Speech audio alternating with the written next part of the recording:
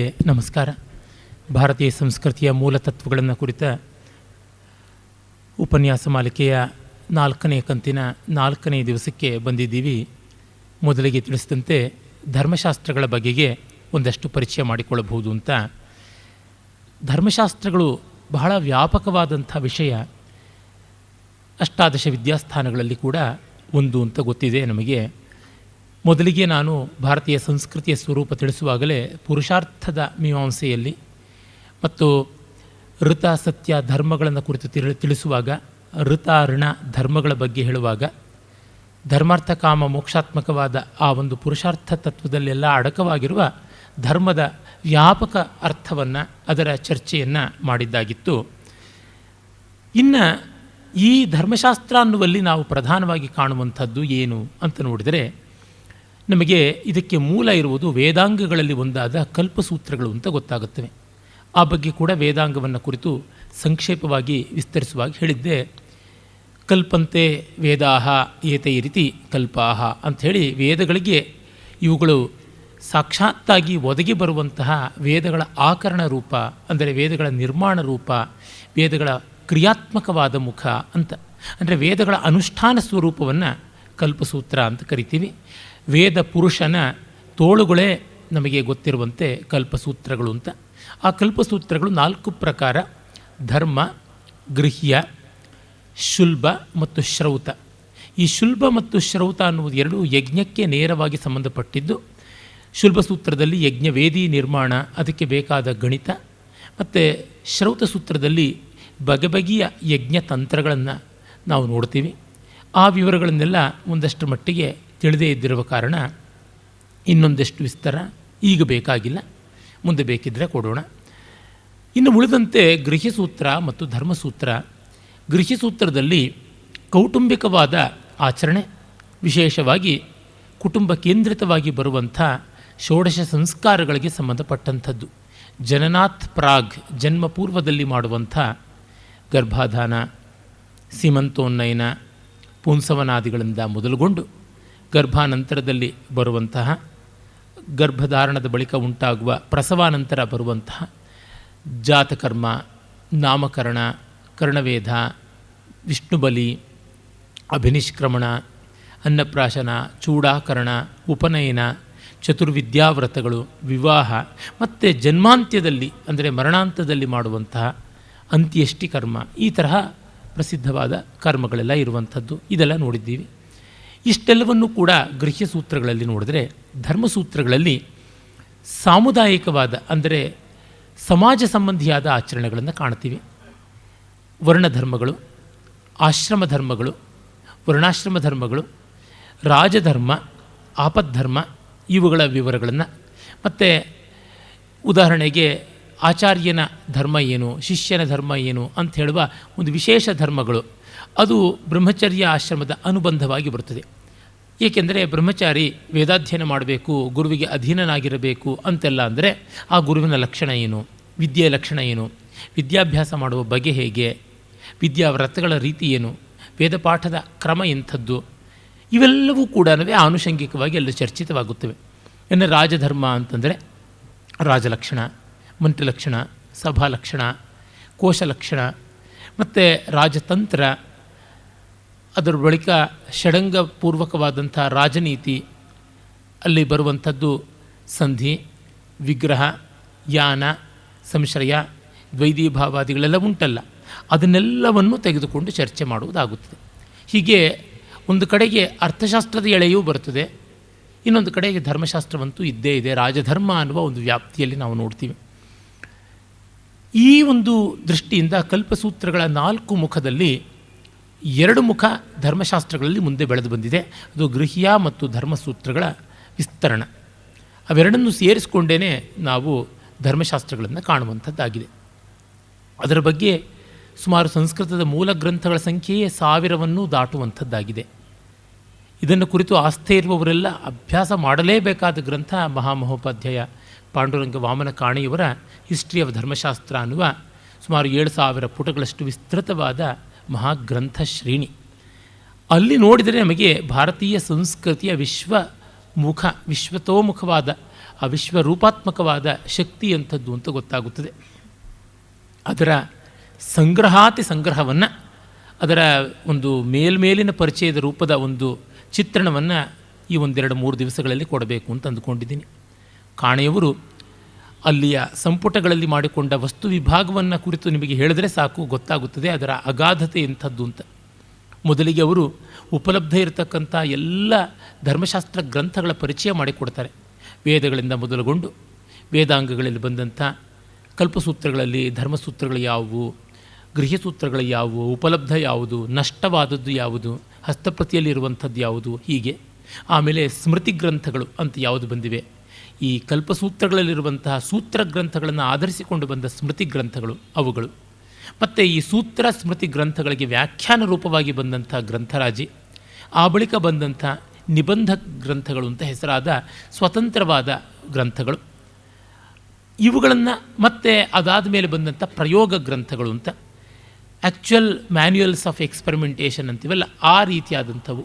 ಅವುಗಳದೆಲ್ಲರದ್ದು ಪರಿಚಯವನ್ನು ಮೊದಲ ಸಂಪುಟದಲ್ಲಿ ಮಾಡಿಕೊಡ್ತಾರೆ, ಮೊದಲ ಸಂಪುಟದ ಮೊದಲ ಭಾಗದಲ್ಲಿ.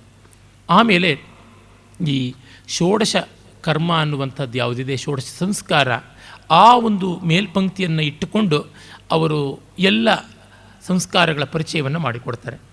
ಇವಕ್ಕೆಲ್ಲ ಪೀಠಿಕೆಯಾಗಿ ವರ್ಣ ಅಂದರೆ ಏನು, ಸ್ಪರ್ಶತ್ವ ಅಂತಂದರೆ ಏನು, ದಾಸ ಮತ್ತು ಸ್ವಾಮಿಯ ಲಕ್ಷಣ ಏನು, ಆಶ್ರಮ ಅಂದರೆ ಏನು, ಈ ಥರದ್ದೆಲ್ಲ ವಿವರಗಳು ಕೊಡ್ತಾರೆ. ಮತ್ತು ಒಂದು ಸಣ್ಣ ಪುಟ್ಟ ವಿವರಗಳು ಕೂಡ, ಉದಾಹರಣೆಗೆ ಮಧುಪರ್ಕ, ಆಶೌಚ, ಇಂಥದ್ದರ ವಿವರಣವನ್ನು ಕೂಡ ವಿಸ್ತಾರವಾಗಿ ನಾವು ನೋಡ್ತೀವಿ. ಪಂಚಮಹಾಯಜ್ಞ ಅಂದರೆ ಏನು, ಗೃಹಸ್ಥನ ಕರ್ಮದಲ್ಲಿ ದೇವಯಜ್ಞ ಇತ್ಯಾದಿಗಳೆಲ್ಲ ಏನು ಅನ್ನೋದನ್ನು ವಿಶದವಾಗಿ ಕೊಡ್ತಾರೆ. ಮತ್ತು ಶ್ರೌತ ಯಜ್ಞಗಳು ಅಂತ ಯಾವುದಿವೆ, ಶ್ರೌತ ಸೂತ್ರ ಅದರೊಳಗೆ ಬರುವಂಥದ್ದು, ಅವುಗಳ ಒಂದು ಪರಿಚಯವನ್ನು ಕೊಡ್ತಾರೆ. ಅದಾದ ಮೇಲಿಂದ ರಾಜಧರ್ಮ ಅಂತ ಅನ್ನುವ ವ್ಯವಹಾರ ದಂಡಾಧ್ಯಾಯ ಅಂತ ಪ್ರಸಿದ್ಧವಾದದ್ದು ಯಾವುದಿದೆ ಅದನ್ನು ಕುರಿತು ವಿಸ್ತಾರವಾಗಿ ಚರ್ಚೆ ಮಾಡ್ತಾರೆ. ರಾಜನ ಲಕ್ಷಣ, ರಾಜನ ಕರ್ತವ್ಯಗಳು, ಮಂತ್ರಿಮಂಡಲ, ಸೀಮಾ ವಿವಾದ, ನಿಕ್ಷೇಪ ಅಂದರೆ ಒಂದನ್ನು ಪ್ಲೆಜ್ ಮಾಡಿ ಒತ್ತೆ ಇಟ್ಟು ಹೋಗುವಂಥದ್ದು, ಪಣ ಇಡುವಂಥದ್ದು, ಅವುಗಳ ಬಗೆಗಿನ ಸಮಸ್ಯೆಗಳು, ಮತ್ತು ಸಂಭೂಯ ಸಮುತ್ಥಾನ ಅಂದರೆ ಯಾರು ಪಾರ್ಟ್ನರ್ಶಿಪ್ನಲ್ಲಿ ಕೆಲಸ ಮಾಡುವುದು, ಅದರ ಸಮಸ್ಯೆಗಳು, ಲೇಖ್ಯ ಪ್ರಕರಣ ಅಂತಂದರೆ ಬೇರೆ ಬೇರೆ ಡಾಕ್ಯುಮೆಂಟ್ಸನ್ನು ಬರೆಯುವಾಗ ಬರುವಂಥ ತೊಡಕು ತೊಂದರೆಗಳು, ಅದರ ಲಕ್ಷಣ ವಿಧಾನಗಳು, ಈ ಥರದ ಅಸಂಖ್ಯ ವಿವರಗಳನ್ನು ನಾವು ಅರ್ಥಶಾಸ್ತ್ರಕ್ಕೂ ಸಂಬಂಧಪಟ್ಟಂತೆ ಇರುವುದನ್ನು ಆ ಒಂದು ವ್ಯವಹಾರಾಧ್ಯಾಯದಲ್ಲಿ ನೋಡ್ತೀವಿ. ಮತ್ತು ಅದರಲ್ಲೆಲ್ಲ ತಪ್ಪಿರುವಂಥವ್ರಿಗೆ ಏನೇನು ದಂಡನೆ ಕೊಡಬೇಕು ಅನ್ನುವಲ್ಲಿ ದಂಡಾಧ್ಯಾಯ ನೋಡ್ತೀವಿ. ಮತ್ತು ಬೇರೆ ಬೇರೆ ವರ್ಣಗಳ ಕರ್ತವ್ಯಗಳು, ಆ ಕರ್ತವ್ಯ ಚ್ಯುತಿಯಾದಾಗ ಉಂಟಾಗುವ ದೋಷಗಳು, ಆ ದೋಷದಿಂದ ಬರುವಂಥ ಪ್ರಮಾದದಿಂದ ಉಂಟಾಗುವ ಅನರ್ಥ, ತನ್ಮೂಲಕವಾಗಿ ಆಗಬೇಕಾದಂಥ ದಂಡ ಪಾತಕ, ಅವುಗಳೆಲ್ಲ ವಿವರಣೆ ಬರುತ್ತೆ. ಮತ್ತು ಅವರು ಪ್ರಾಯಶ್ಚಿತ್ತ ಅಂತ ವಿಸ್ತಾರವಾದ ಅಧ್ಯಾಯದಲ್ಲಿ ಬಗೆ ಬಗೆಯಾದ ಪ್ರಾಯಶ್ಚಿತ್ತಗಳು, ನಿತ್ಯ ಕರ್ಮ, ನೈಮಿತ್ತಿಕ ಕರ್ಮ, ಇವುಗಳ ಚ್ಯುತಿಯಿಂದ ಬಂದದ್ದು, ವರ್ಣ ಆಶ್ರಮ ಕರ್ಮ ಚ್ಯುತಿಯಿಂದ ಬಂದಂಥದ್ದು, ಹೀಗೆಲ್ಲ ಬಹಳ ದೊಡ್ಡದಾದಂಥ ವಿಭಾಗ ಅದು ಪ್ರಾಯಶ್ಚಿತ್ತ, ಅದನ್ನು ಕುರಿತು ಕೊಡ್ತಾರೆ. ಆಮೇಲೆ ಅವರು ಈ ವ್ರತಗಳು, ಹಬ್ಬಗಳು, ಪೂಜಾ ವಿಧಿಗಳು, ಅವುಗಳ ಬಗೆಗೆ ಒಂದು ದೊಡ್ಡ ಸಂಪುಟವೇ ಇದೆ. ಸುಮಾರು 700ಕ್ಕೂ ಹೆಚ್ಚು ವ್ರತಗಳನ್ನು ಕುರಿತು ಹೇಳ್ತಾರೆ. ಅವುಗಳು ಹೇಗೆ ವರ್ಷ ಇಡೀ ಹರಡಿಕೊಂಡಿವೆ, ಹಬ್ಬಗಳು ಹೇಗೆ, ಉದಾಹರಣೆಗೆ ಪ್ರಸಿದ್ಧವಾದಂಥ ಯುಗಾದಿ, ದೀಪಾವಳಿ ಮೊದಲಾದವುಗಳ ಆಚರಣೆ ಹೇಗೆ, ಅಂಥದ್ದರ ವಿಷಯವನ್ನೆಲ್ಲವನ್ನು ಕೊಡ್ತಾರೆ. ಆಮೇಲೆ ನಾವು ನೋಡುವಂಥದ್ದು ಧರ್ಮಶಾಸ್ತ್ರ, ಜ್ಯೋತಿಷ್ಶಾಸ್ತ್ರ, ಧರ್ಮಶಾಸ್ತ್ರ, ತಂತ್ರಶಾಸ್ತ್ರ, ಧರ್ಮಶಾಸ್ತ್ರ, ಪುರಾಣಶಾಸ್ತ್ರ, ಹೀಗೆ ಬೇರೆ ಬೇರೆ ಶಾಸ್ತ್ರಗಳ ಜೊತೆಗೆ ಧರ್ಮಶಾಸ್ತ್ರ ಹೇಗೆ ಹೊಂದಿಕೊಂಡು ಬಂದಿದೆ, ಧರ್ಮ ಮತ್ತು ಮೀಮಾಂಸಾಶಾಸ್ತ್ರ, ಈ ರೀತಿಯಾಗಿ ಅನೇಕ ಶಾಸ್ತ್ರಾಂತರಗಳ ಜೊತೆಗೆ ಅದು ಯಾವ ಮಟ್ಟದ ಸಂಬಂಧವನ್ನು ಉಳಿಸಿಕೊಂಡಿದೆ, ಬೆಳೆಸಿಕೊಂಡಿದೆ ಅನ್ನುವುದನ್ನು ಹೇಳ್ತಾರೆ. ಮತ್ತು ಕಟ್ಟಕಡೆಯಲ್ಲಿ ಇವತ್ತು ನಾವು ಏನನ್ನು ಉಳಿಸಿಕೊಳ್ಳಬಹುದು, ಏನನ್ನು ಮಾಡಬಹುದು, ಅದರ ಒಂದು ಚಿತ್ರಣವನ್ನು ಕೊಡ್ತಾರೆ, ಬಹಳ ಮುಖ್ಯವಾದಂಥದ್ದು. ಹೀಗೆ 5 ಮಹಾ ಭಾಗಗಳಲ್ಲಿ 8 ಸಂಪುಟಗಳಲ್ಲಿ ಬೆಳಕೊಂಡು ಬಂದಂಥ ಗ್ರಂಥ ಅದು. ಅದರ ಸಂಗ್ರಹವನ್ನು ಹೇಳ್ತೀನಿ ಅಂತ ಅನ್ನೋದು ಕೂಡ ಒಂದು ಸಾಹಸದ ಮಾತೆ. ಅದರ ಮೇಲ್ಪಂಕ್ತಿಯಾಗಿ ಮಾತಾಡ್ತೀನಿ ಅಂತ ನಾನು ಹೇಳಬಹುದು.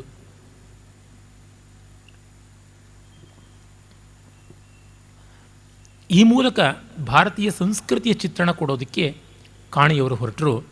ಆ ಕಾರಣದಿಂದಲೇ ಅದನ್ನು ನಾನು ಅನುಸರಿಸಬೇಕು ಅಂತ ಅಂದುಕೊಂಡದ್ದು. ಯಾಕೆಂದರೆ ಇವತ್ತು ನಮಗೆ ನಮ್ಮ ಸಂಸ್ಕೃತಿಯಲ್ಲಿ ಎದ್ದು ಕಾಣುವಂತೆ ಉಳಿಯೋದು ಹಬ್ಬ ಹರಿದಿನಗಳು. ಅವುಗಳ ಸ್ವರೂಪ ಏನು ಅಂತ ತಿಳಿಯಬೇಕು, ಅವುಗಳ ಸ್ವಾರಸ್ಯ ಅಂತರಾರ್ಥ ಅಂದರೆ ಏನು ಅಂತ ಗೊತ್ತಾಗಬೇಕು. ನಾನು ಬೇಕಾದಷ್ಟು ವೇದಿಕೆಗಳಲ್ಲಿ ಹಬ್ಬ ಹರಿದಿನಗಳ ಬಗ್ಗೆ ಮಾತಾಡಿದ್ದೀನಿ, ಇಲ್ಲಿ ಮಾತ್ರ ಮಾತಾಡಿಲ್ಲ. ಹಾಗಾಗಿ ಅವುಗಳ ಒಂದು ಸ್ವಾರಸ್ಯವನ್ನು ಸ್ವಲ್ಪ ಮಟ್ಟಿಗಾದರೂ ತಿಳಿಸಬೇಕು ಅನ್ನುವಂಥದ್ದು ಉಂಟು. ಅದು ಧರ್ಮಶಾಸ್ತ್ರಾಂಗವಾಗಿಯೇ ಬರುವಂಥದ್ದು ಆಗಿದೆ. ಮತ್ತು ಭಾರತೀಯ ಸಂಸ್ಕೃತಿಯ ಅಭಿವ್ಯಕ್ತಿಯೂ ಅಲ್ಲಿರುವಂಥದ್ದಾಗಿದೆ. ಮತ್ತು ಆಚರಣೆಯಲ್ಲಿ ಇರುವುದೇ ನಿಜವಾದ ಸಂಸ್ಕೃತಿ, ಪುಸ್ತಕದಲ್ಲಿರುವುದು ಸಂಸ್ಕೃತಿ ಅಲ್ಲ. ಅದನ್ನು ಗಮನದಲ್ಲಿ ಇಟ್ಟುಕೊಳ್ಳಬೇಕಾಗುತ್ತದೆ. ಈ ಎಲ್ಲ ಹಿನ್ನೆಲೆಯಲ್ಲಿ ನಾವೀಗ ಧರ್ಮಶಾಸ್ತ್ರದ ವಿವರಗಳನ್ನು ಪರಿಚಯ ಮಾಡಿಕೊಳ್ಳೋಣ. ಮೊದಲಿಗೆ ಹೇಳುವಂತೆ ಈ ಕ್ಷೇತ್ರದಲ್ಲಿ ಮಿಕ್ಕ ಹಲವು ಕ್ಷೇತ್ರಗಳಲ್ಲಿ ಹೇಗೆಯೋ ಹಾಗೆ ಇನ್ನು ಯಾವ ಜಗತ್ತಿನವರು ಕೂಡ ಮತ್ತಾವ ದೇಶದವರು ಕೂಡ ಇಷ್ಟು ವ್ಯಾಸಂಗ, ಇಷ್ಟು ವ್ಯಾಪ್ತಿ, ಇಷ್ಟು ವೈವಿಧ್ಯ, ಈ ಆಳ ಕಂಡಿಲ್ಲ. ಅಂದರೆ ನಮ್ಮವರ ಅಗಾಧತೆ ಏನು ಅಂತ ಗೊತ್ತಾಗುತ್ತೆ. ಅಸೀಮವಾದ ಚಿಂತನ ಕ್ರಮ ಎಂಥದ್ದು ಅಂತ ತಿಳಿಯುತ್ತದೆ. ಏಕೆಂದರೆ ತುಂಬ ಜನ ಇವತ್ತು ನೋಡಿ ಪಾಶ್ಚಾತ್ಯರು ಎಷ್ಟೆಲ್ಲ ಮಾಡಿದ್ದಾರೆ, ಏನೆಲ್ಲ ಸಾಧಿಸಿದ್ದಾರೆ ಅಂತ. ನಿಜ, ಅದರ ಬಗ್ಗೆ ನಾವು ಕರುಬಬೇಕಿಲ್ಲ. ಆದರೆ ನಮ್ಮವರು ಬಹಳ ಹಿಂದೆಯೇ ಈ ಎಲ್ಲ ಅನುಕೂಲಗಳು ಇಲ್ಲದೇ ಇದ್ದಾಗಲೇ ಮಾಡಿದಂಥದ್ದು ಇದೆ ನೋಡಿ ಅಂತ. ಏಕೆಂದರೆ ಒಂದು ಆಚರಣೆಯನ್ನು ಎಷ್ಟು ಬಗೆಯಲ್ಲಿ ಮಾಡಬೇಕು ಅನ್ನುವಂಥ ಡೀಟೇಲ್ಸಿಂದ ಮೊದಲುಗೊಂಡು ಧರ್ಮಶಾಸ್ತ್ರದಲ್ಲಿ ಒಂದು ಅಫಿಷಿಯಲ್ ಲೆಟರ್ನ ಯಾವ ರೀತಿ ಡ್ರಾಫ್ಟ್ ಮಾಡಬೇಕು ಅನ್ನೋದನ್ನು 2500 ವರ್ಷಗಳ ಮುಂಚೆನೇ ಹೇಳಿದ್ದಾರೆ. ಇದು ಈ ಕಾಲದ ಕಾಮರ್ಸ್ನಲ್ಲಿ ನಾವು ಕಾಂಪೋಸಿಷನ್ನಲ್ಲಿ ಇಲ್ಲೆಲ್ಲ ಕಂಡು ಕೇಳಿ ಬರುವಂಥದ್ದನ್ನು ಆ ಸಹಸ್ರ ವರ್ಷಗಳ ಹಿಂದೆಯೇ ಮಾಡಿದ್ದರು ಅಂತಂದರೆ ಎಷ್ಟು ಕೂಲಂಕಷವಾಗಿ ಚಿಂತನೆ ಮಾಡಿದ್ದಾರೆ ಅಂತ ಗೊತ್ತಾಗುತ್ತದೆ. ಈ ಥರದ್ದು ಎಷ್ಟೋ ಅಂಶಗಳನ್ನು ನಾವು ಕಾಣಬೇಕು ಅನ್ನುವುದು ನನ್ನ ಅಪೇಕ್ಷೆ. ಧೃಂಗ್ ಅವಸ್ಥಾನೆ ಅನ್ನುವ ಧಾತುವಿನಿಂದ ಬಂದಂಥ ಧರ್ಮ ಶಬ್ದ ಧಾರಣ ಪೋಷಣಾರ್ಥಕವಾದಂಥದ್ದು ವೇದಗಳಲ್ಲಿಯೇ ಕಂಡುಬರುತ್ತದೆ. ತಾನಿ ಧರ್ಮಾಣಿ ಪ್ರಥಮಾನ್ಯಾಸನ್ ಅಂತ ವೇದದಲ್ಲಿ ಬರುವಂಥ ಮಾತಾಗಲೇ, ಸವಿತೋ ಧರ್ಮ ಪ್ರಥಮಾನುಸತ್ಯ ಅನ್ನುವಂಥ ಮಾತಾಗಲೇ, ಅಚಿತ್ತಿ ಎತ್ತವ ಧರ್ಮ ಯುಯೋಪಿಮ ಅನ್ನುವಂಥ ವೇದದ್ದೇ ಮಾತು ನೋಡುವಾಗಲೇ, ಹೀಗೆಲ್ಲ ನಮಗೆ ಧರ್ಮ ಶಬ್ದ ವೇದದಲ್ಲಿಯೇ ಪ್ರಸಿದ್ಧವಾಗಿರುವಂಥದ್ದು ಗೊತ್ತಾಗುತ್ತದೆ. ತಾಳಿಕೆ, ಬಾಳಿಕೆ ಇದಕ್ಕೆಲ್ಲಕ್ಕೂ ಸಂಬಂಧಪಟ್ಟಿರುವಂಥದ್ದು. ಅದರಿಂದಲೇ ಯತಃ ಅಭ್ಯುದಯ ನಿಶ್ರೇಯಸ ಸಿದ್ಧಿ ಸಹ ಧರ್ಮ ಅನ್ನುವಂಥ ಮಾತನ್ನು ವೈಶೇಷಿಕ ದರ್ಶನದ ಸೂತ್ರವೊಂದು ಹೇಳುತ್ತದೆ. ಅಭ್ಯುದಯ ಅಂದರೆ ಧರ್ಮಾರ್ಥ ಕಾಮಗಳು ಅನ್ನುವ ತ್ರಿವರ್ಗ, ನಿಶ್ರೇಯಸ ಅಂದರೆ ಮೋಕ್ಷ, ಇವೆಲ್ಲಕ್ಕೂ ಕಾರಣವಾದಂಥದ್ದು ಧರ್ಮ ಅಂತ. ಚೋದನಾ ಲಕ್ಷಣಾರ್ಥೋ ಧರ್ಮ ಅಂತ ಜೈಮಿನಿ ಮುನಿಗಳು ಪೂರ್ವಮೀಮಾಂಸೆಯ ಮೊದಲಿಗೇನೆ 2ನೇ ಸೂತ್ರವಾಗಿಯೇ ಹೇಳ್ತಾರೆ. ಅಥಾತೋ ಧರ್ಮ ಜಿಜ್ಞಾಸ ಅಂತ ಮೊದಲ ಸೂತ್ರ ಆದಮೇಲೆ ಚೋದನಾ ಲಕ್ಷಣಾರ್ಥೋ ಧರ್ಮ ಅನ್ನುವಂಥದ್ದು 2ನೇ ಸೂತ್ರವಾಗಿ ನಮ್ಮನ್ನು ಪ್ರಚೋದಿಸುವಂಥದ್ದು, ನಮ್ಮನ್ನು ಸತ್ಕಾರ್ಯದಲ್ಲಿ ತೊಡಗಿಸುವಂಥದ್ದು ಧರ್ಮ ಅಂತ. ಉಪನಿಷತ್ತೇ ಸತ್ಯಂ ವದ ಧರ್ಮಂ ಚರ ಈ ರೀತಿಯಾದ ಮಾತನ್ನು ಹೇಳುವಂಥದ್ದು. ಭಗವದ್ಗೀತೆಯಲ್ಲಂತೂ ಸ್ವಧರ್ಮೇ ನಿಧನಂ ಶ್ರೇಯ ಇತ್ಯಾದಿಯಾಗಿ ಧರ್ಮದ ಬಗ್ಗೆ ಬಂದಿರುವಂಥದ್ದು ನೋಡ್ತೀವಿ. ಮಹಾಭಾರತ ಧಾರಣಾತ್ ಧರ್ಮ ಇತ್ಯಾಹು ಧರ್ಮೋ ಧಾರಯತಿ ಪ್ರಜಾ ಯತ್ಸ್ಯಾದ್ಧಾರಣ ಸಂಯುಕ್ತ ಸಧರ್ಮ ಇತಿ ಯತ್ಸ್ಯಾದ್ಧಾರಣ ಸಂಯುಕ್ತ ಸಧರ್ಮ ಇತಿ ನಿಶ್ಚಯ ಅಂತ ತಾಳಿಸುವ ಶಕ್ತಿ ಯಾವುದಿದೆ ಅದು. ಅಂದರೆ ಕರೆನ್ಸಿನಲ್ಲಿರಬೇಕಾದದ್ದು ಆಚರಣೆಗೆ ಅರ್ಹವಾದಂಥದ್ದು ಅಂತ. ನಮಗೆ ಆಚರಣೆಗೆ ಒಂದು ಸ್ವಲ್ಪವೂ ಆಗದೇ ಇರುವಂಥದ್ದನ್ನು ಧರ್ಮ ಅಂತ ಹೇಳಲ್ಲ. ಆಚರಣೆಗೆ ಒದಗಿಕೊಂಡು ಬರುವಷ್ಟು ಅನುಕೂಲತೆಯೂ ಇಲ್ಲಿರಬೇಕು ಅಂತ ಗೊತ್ತಾಗುತ್ತದೆ. ಮತ್ತು ಮನುವೇ ಹೇಳ್ತಾನೆ, ವೇದೋಖಿಲೋ ಧರ್ಮ ಮೂಲಂ ಸ್ಮೃತಿಶೀಲೇ ಚ ತದ್ವಿಧಾಂ ಆಚಾರಶ್ಚೈವ ಸಾಧೂನಾಂ ಆತ್ಮನಸ್ತುಷ್ಟಿರೇವಚ ಅನ್ನುವ ಮಾತಿನಲ್ಲಿ ವೇದಗಳೇ ಧರ್ಮದ ಮೂಲ, ಮತ್ತು ಅದರ ನೆನಪಿನಿಂದ ಮಾಡಿರುವಂಥ ಸ್ಮೃತಿ, ಮತ್ತು ಸಜ್ಜನರ ಆಚಾರ ಮತ್ತು ನನ್ನ ಮನಸ್ಸಿನ ನೆಮ್ಮದಿ, ಇದು 4 ಧರ್ಮದ ಮೂಲ. ಅಂದರೆ ವೇದದ ನೆನಪಿನಿಂದ ಮಹರ್ಷಿಗಳು ಹೇಳಿದ ಮಾತುಗಳು, ದೊಡ್ಡವರಾದ ಜ್ಞಾನಿಗಳ ಸಜ್ಜನರ ಬದುಕು ಆಚರಣೆ ಮತ್ತು ನಮ್ಮ ಮನಸ್ಸಿನ ನೆಮ್ಮದಿ, ಇದು 4 ಧರ್ಮದ ಮೂಲ ಅಂತನ್ನುವಂಥದ್ದನ್ನು ನಾವು ನೋಡ್ತೀವಿ.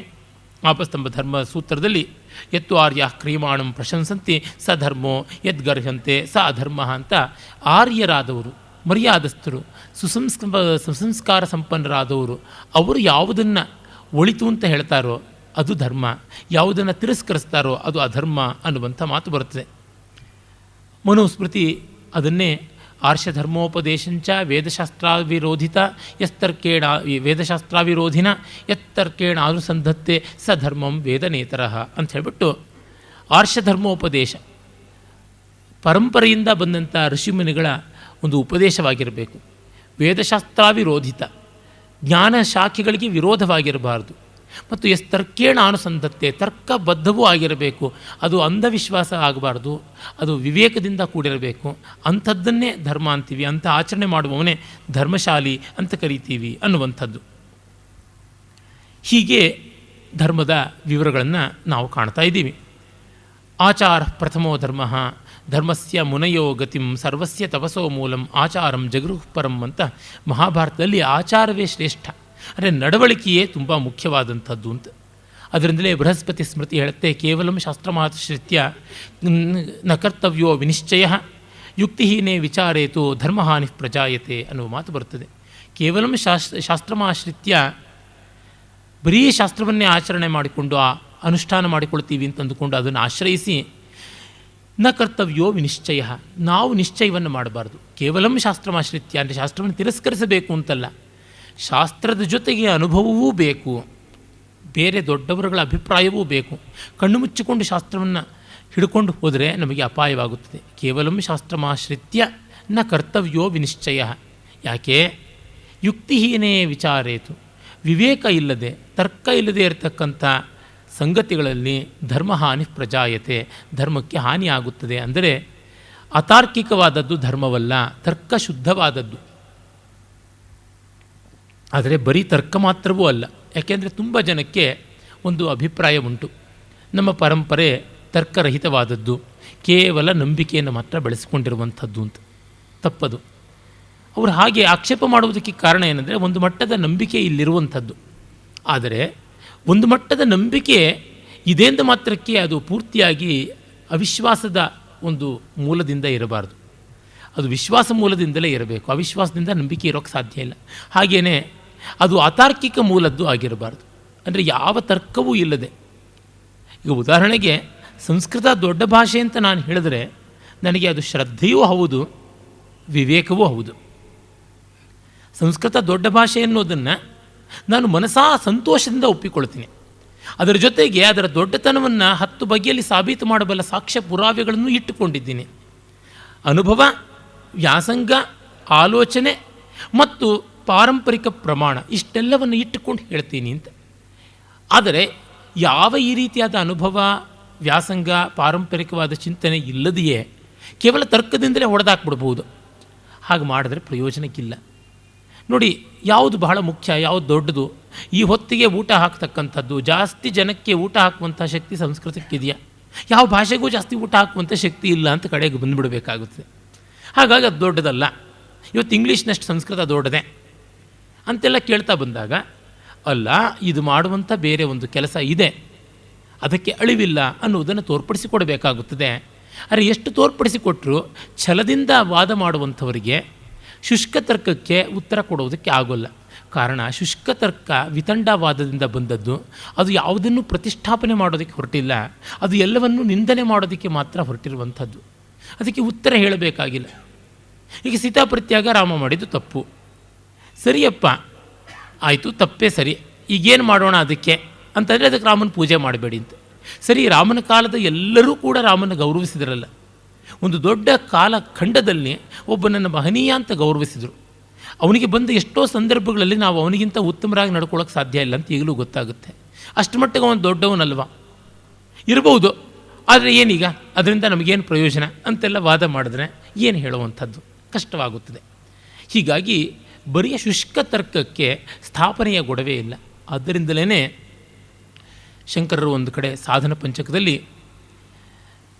ಅಶ್ರೌತ ತರ್ಕವನ್ನು ಮಾಡಿ ದುಸ್ತರ್ಕಾತ್ ಸುವಿರಮ್ಯತಾಂ ಶ್ರುತಿಮತಸ್ತರ್ಕೋನುಸಂಧೀಯತಾಂ. ಶ್ರುತಿಮತಸ್ತರ್ಕ ಅಂತಂದರೆ ವೇದಕ್ಕೆ ಅನುಗುಣವಾದದ್ದು. ವೇದ ಅಂದರೆ ಜ್ಞಾನಿಗಳ ಅನುಭವದ ವಾಕ್ಕು. ಅನುಭವಕ್ಕೆ ವಿರುದ್ಧವಲ್ಲದ ತರ್ಕ ಮಾಡಬೇಡಿಯೇ, ಅನುಭವಕ್ಕೆ ಅವಿರುದ್ಧವಾದ ತರ್ಕವನ್ನು ಮಾಡಿ ಅಂತ. ತರ್ಕದ ರೀತಿ ರ್ಯಾಷನಲೈಸೇಷನ್ ತುಂಬ ಅಪಾಯಕಾರಿ. ಅದು ಹೇಗೆ ಪ್ರವರ್ತಿಸುತ್ತದೆ ಅಂತಂದರೆ, ಒಂದು ಬಾಗಿಲು ಮುಚ್ಚಿದೆ, ಇನ್ನೊಂದು ಬಾಗಿಲು ತೆಗೆದಿದೆ ಅಂದರೆ 2 ಬಾಗಿಲು ಮುಚ್ಚಿದೆ, 2 ಬಾಗಿಲು ತೆಗೆದಿದೆ ಅಂತಲೂ ವಾದ ಮಾಡಬಹುದು. ಅದು ತರ್ಕಾಭಾಸ ಅಂತ ಹೇಳ್ತಾರೆ. ಹೇತ್ವಾಭಾಸಗಳು ಉಂಟು, ಲಾಜಿಕಲ್ ಫ್ಯಾಲಸಿ ಅಂತ. ಆದರೆ ಆ ರೀತಿಯಲ್ಲಿಯೇ ಹೋಗುತ್ತದೆ ವಿತಂಡವಾದ, ಅಂಥ ಲಾಜಿಕಲ್ ಫ್ಯಾಲಸಿನ ಮಾಡುತ್ತದೆ. ಹಾಗಾಗಿ ನಾವು ಅದಕ್ಕೆ ಅಷ್ಟಾಗಿ ಸೊಪ್ಪು ಹಾಕದೆ ಮುಂದುವರಿಯಬೇಕಾಗುತ್ತದೆ. ಆದರೆ ಧರ್ಮಶಾಸ್ತ್ರಕಾರರು ತರ್ಕಹೀನವಾದಂಥ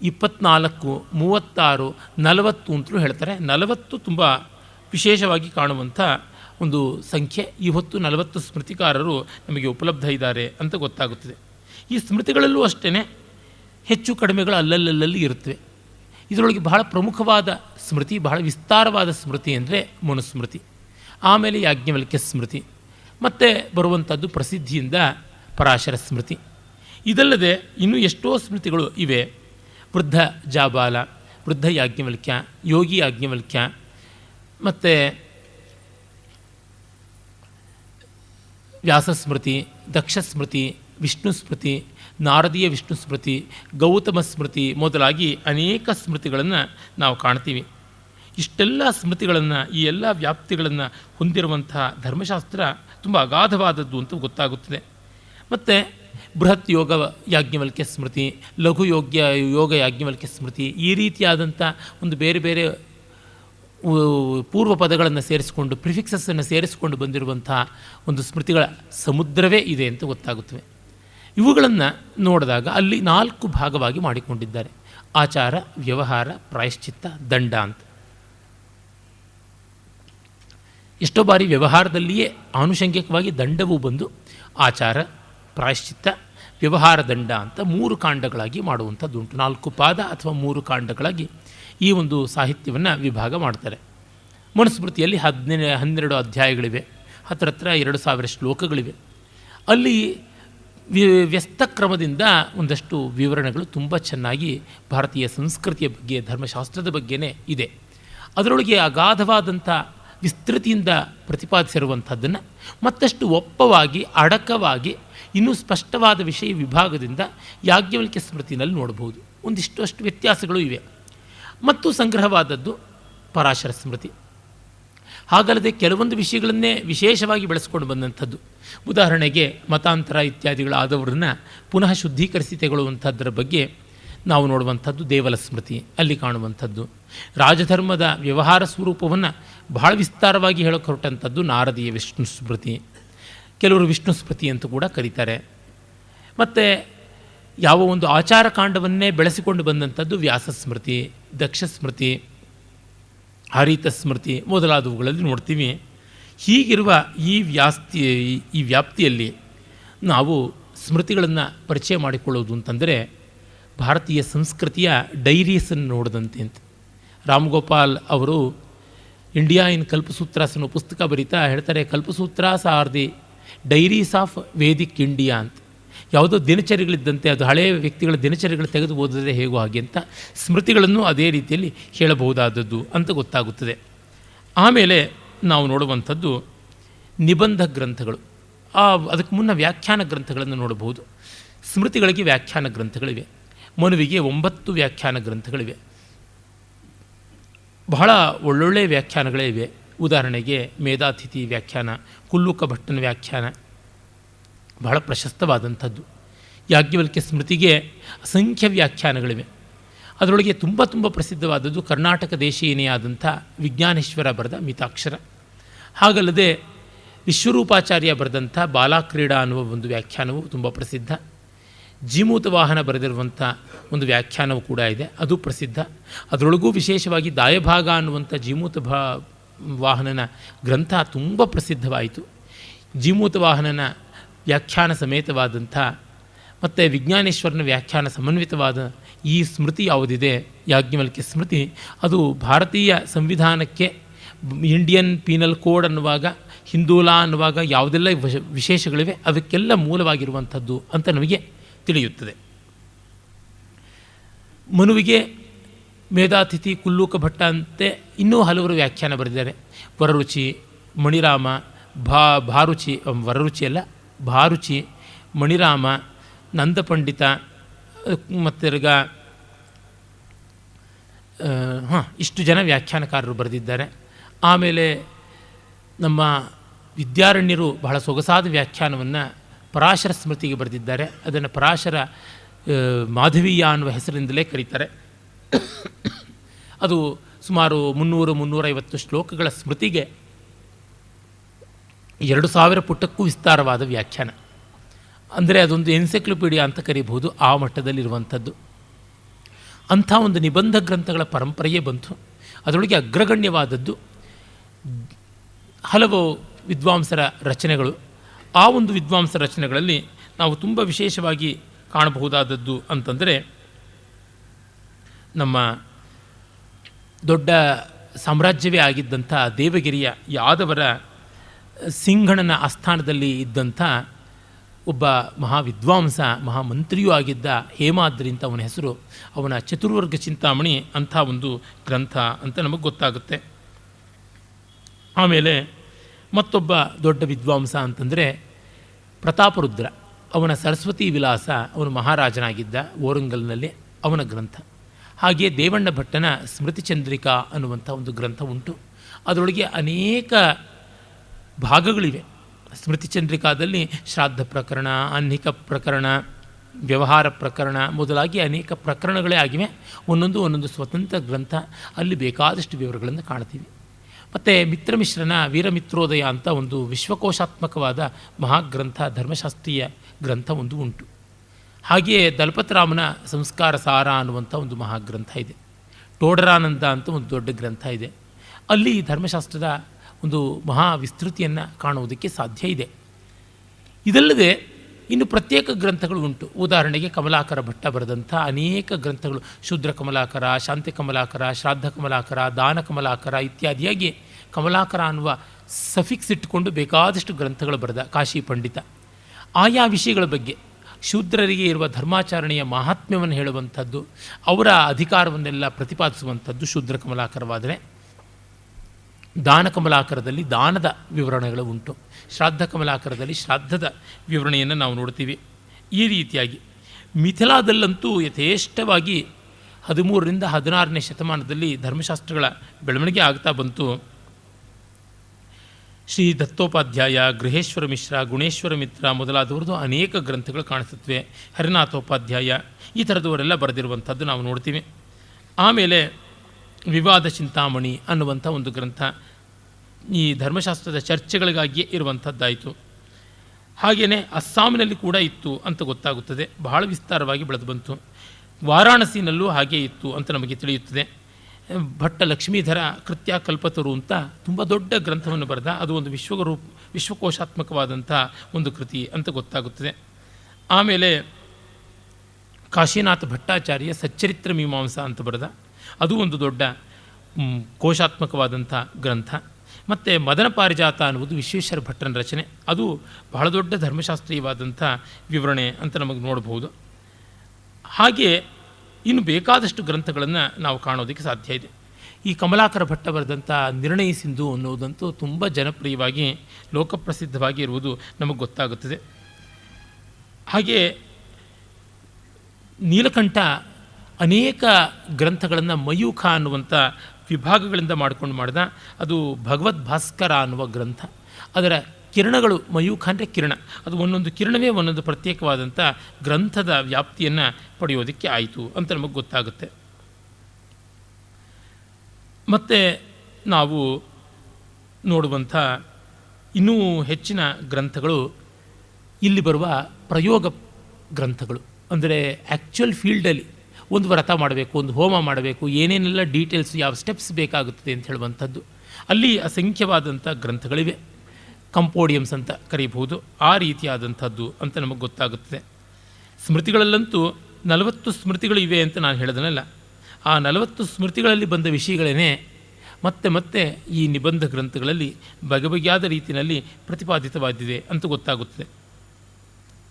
ಕೆಲವು ಸ್ಮೃತಿಗಳು ಚಿಕ್ಕವು, ಕೆಲವು ದೊಡ್ಡವು, ಆದರೂ ವಿಷಯದ ಪ್ರಾಗಲ್ಭ್ಯ ಮಾತ್ರ ಅತಿಶಯವಾಗಿದೆ ಅಂತ ನಮಗೆ ತಿಳಿಯುತ್ತದೆ. ಇನ್ನು ನಾವು ಧರ್ಮಶಾಸ್ತ್ರದ ಮುಖ್ಯ ವಿವರಗಳಿಗೆ ಹೋದರೆ ಅವುಗಳ ಕಂಟೆಂಟ್ ಯಾವ ರೀತಿ ಇರುತ್ತೆ ಅಂತ ನೋಡಿದಾಗ ನಮಗೆ ಬೆಕ್ಕಸ ಬಡಿಯುವಷ್ಟು ವೈವಿಧ್ಯ ಕಾಣಿಸುತ್ತದೆ. ಉದಾಹರಣೆಗೆ ನೋಡಿ, ಬ್ರಹ್ಮಚರ್ಯಾಶ್ರಮವನ್ನೇ ತೆಗೆದುಕೊಂಡ್ರೆ ಎಷ್ಟು ಬಗೆಯ ಬ್ರಹ್ಮಚಾರಿಗಳಿದ್ದಾರೆ. ಪ್ರಧಾನವಾಗಿ 2 ಅಂತಂತೀವಿ. ಆ 2 ಅಲ್ಲದೆ ಇನ್ನು 2 ಹೇಳ್ತಾರೆ. ನೈಷ್ಠಿಕ ಮತ್ತು ಉಪಕುರ್ವಾಣ ಅಂತ 2 ಬಗೆ ಹೇಳ್ತಾರೆ. ಮತ್ತು ಸಾವಿತ್ರ ಹಾಗೂ ಸಾರಸ್ವತ ಅಂತ 2 ಬಗೆ ಅಂತಂತಾರೆ. ಅವರ ಕ್ರಮಗಳೇನು, ಅವರ ವಿಧಿವಿಧಾನಗಳೇನು, ಈ ಥರದ್ದೆಲ್ಲವನ್ನೂ ನಾವು ನೋಡಬಹುದು. ಹಾಗೆ ಗುರುವಿನ ಹತ್ರ ಇದ್ದು ಯಾವ ರೀತಿ ವೇದಾಧ್ಯಯನ ಮಾಡಬೇಕು, ಅವನು ಹೇಗೆ ಶಿಖೆಯನ್ನು ಬಿಟ್ಟಿರಬೇಕು, ಯಾವ ರೀತಿಯ ಅನಧ್ಯಯನದ ಕ್ರಮವನ್ನು ನಡೆಸಬೇಕು, ವೇದಾಭ್ಯಾಸ ಮಾಡುವಾಗ ಯಾವ ಅಡ್ಡಿಗಳು ಬಂದರೆ ಅವನು ಹೇಗೆ ನಡ್ಕೊಳ್ಬೇಕು. ಉದಾಹರಣೆಗೆ ಗುಡುಗಿದ್ರೆ ವೇದ ನಿಲ್ಲಿಸಬೇಕು, ಓದುವಂಥದ್ದನ್ನು, ಪಾಠ ಹೇಳಿಸ್ಕೊಳ್ಳುವಂಥದ್ದನ್ನು. ಕತ್ತೆ ಕೂಗಿದ್ರೆ ನಿಲ್ಲಿಸಬೇಕು, ಯಾಕೆಂದರೆ ಸೌಂಡ್ ಡಿಸ್ಟರ್ಬೆನ್ಸಿಂದ ಸ್ವರ, ಮಂತ್ರಾರ್ಥ, ಅಕ್ಷರ ಸ್ಪಷ್ಟವಾಗೋದಿಲ್ಲ ಅನ್ನುವಂಥ ದೃಷ್ಟಿಯಿಂದ ಇಲ್ಲಿಂದ ಮೊದಲುಗೊಂಡು ಅವನು ಯಾವ ಹೊತ್ತಿಗೆ ಹೇಳಬೇಕು, ಇಂಥ ಬಟ್ಟೆಯನ್ನು ಉಡಬೇಕು, ಯಾವ ರೀತಿ ಭಿಕ್ಷಾಟನೆ ಮಾಡಬೇಕು, ಮತ್ತು ಅನಧ್ಯಯನ ಅಂತ ಪಕ್ಷಕ್ಕೆ ಒಮ್ಮೆ ಬರುತ್ತಲ್ಲ 3 ದಿವಸಗಳು, ಅದನ್ನೆಲ್ಲ ಅವನು ಹೇಗೆ ನಿರ್ವಾಹ ಮಾಡಬೇಕು, ಅಲ್ಲಿ ಯಾವ ರೀತಿ ಪಾಠ ಪ್ರವಚನಗಳನ್ನು ಪುನರಾಲೋಡನ ಮಾಡಿಕೊಳ್ಬೇಕು, ಇಂಥದ್ದೆಲ್ಲ ವಿವರಗಳನ್ನು ನಾವು ನೋಡ್ತೀವಿ.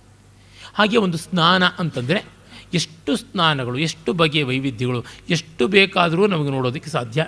ಆ ತರಹ ನಮಗೆ ಗೊತ್ತಾಗುವಂಥದ್ದು. ಸ್ನಾನದಲ್ಲಿಯೇ ಶಿರಸ್ನಾನ, ಆಕಂಠ ಸ್ನಾನ, ಮತ್ತು ಮಂತ್ರಸ್ನಾನ, ಮೃತ್ತಿಕಾ ಸ್ನಾನ, ಭಸ್ಮ ಸ್ನಾನ, ನದಿ ಸ್ನಾನ, ತಟಾಕ ಸ್ನಾನ, ಸಮುದ್ರ ಸ್ನಾನ, ಅಭ್ಯಂಜನ ಸ್ನಾನ, ದಂಡವತ್ ಪ್ಲವನ ಸ್ನಾನ, ಈ ಥರದ್ದೆಲ್ಲ 15-20 ಪ್ರಕಾರಗಳನ್ನು ಹೇಳ್ತಾರೆ.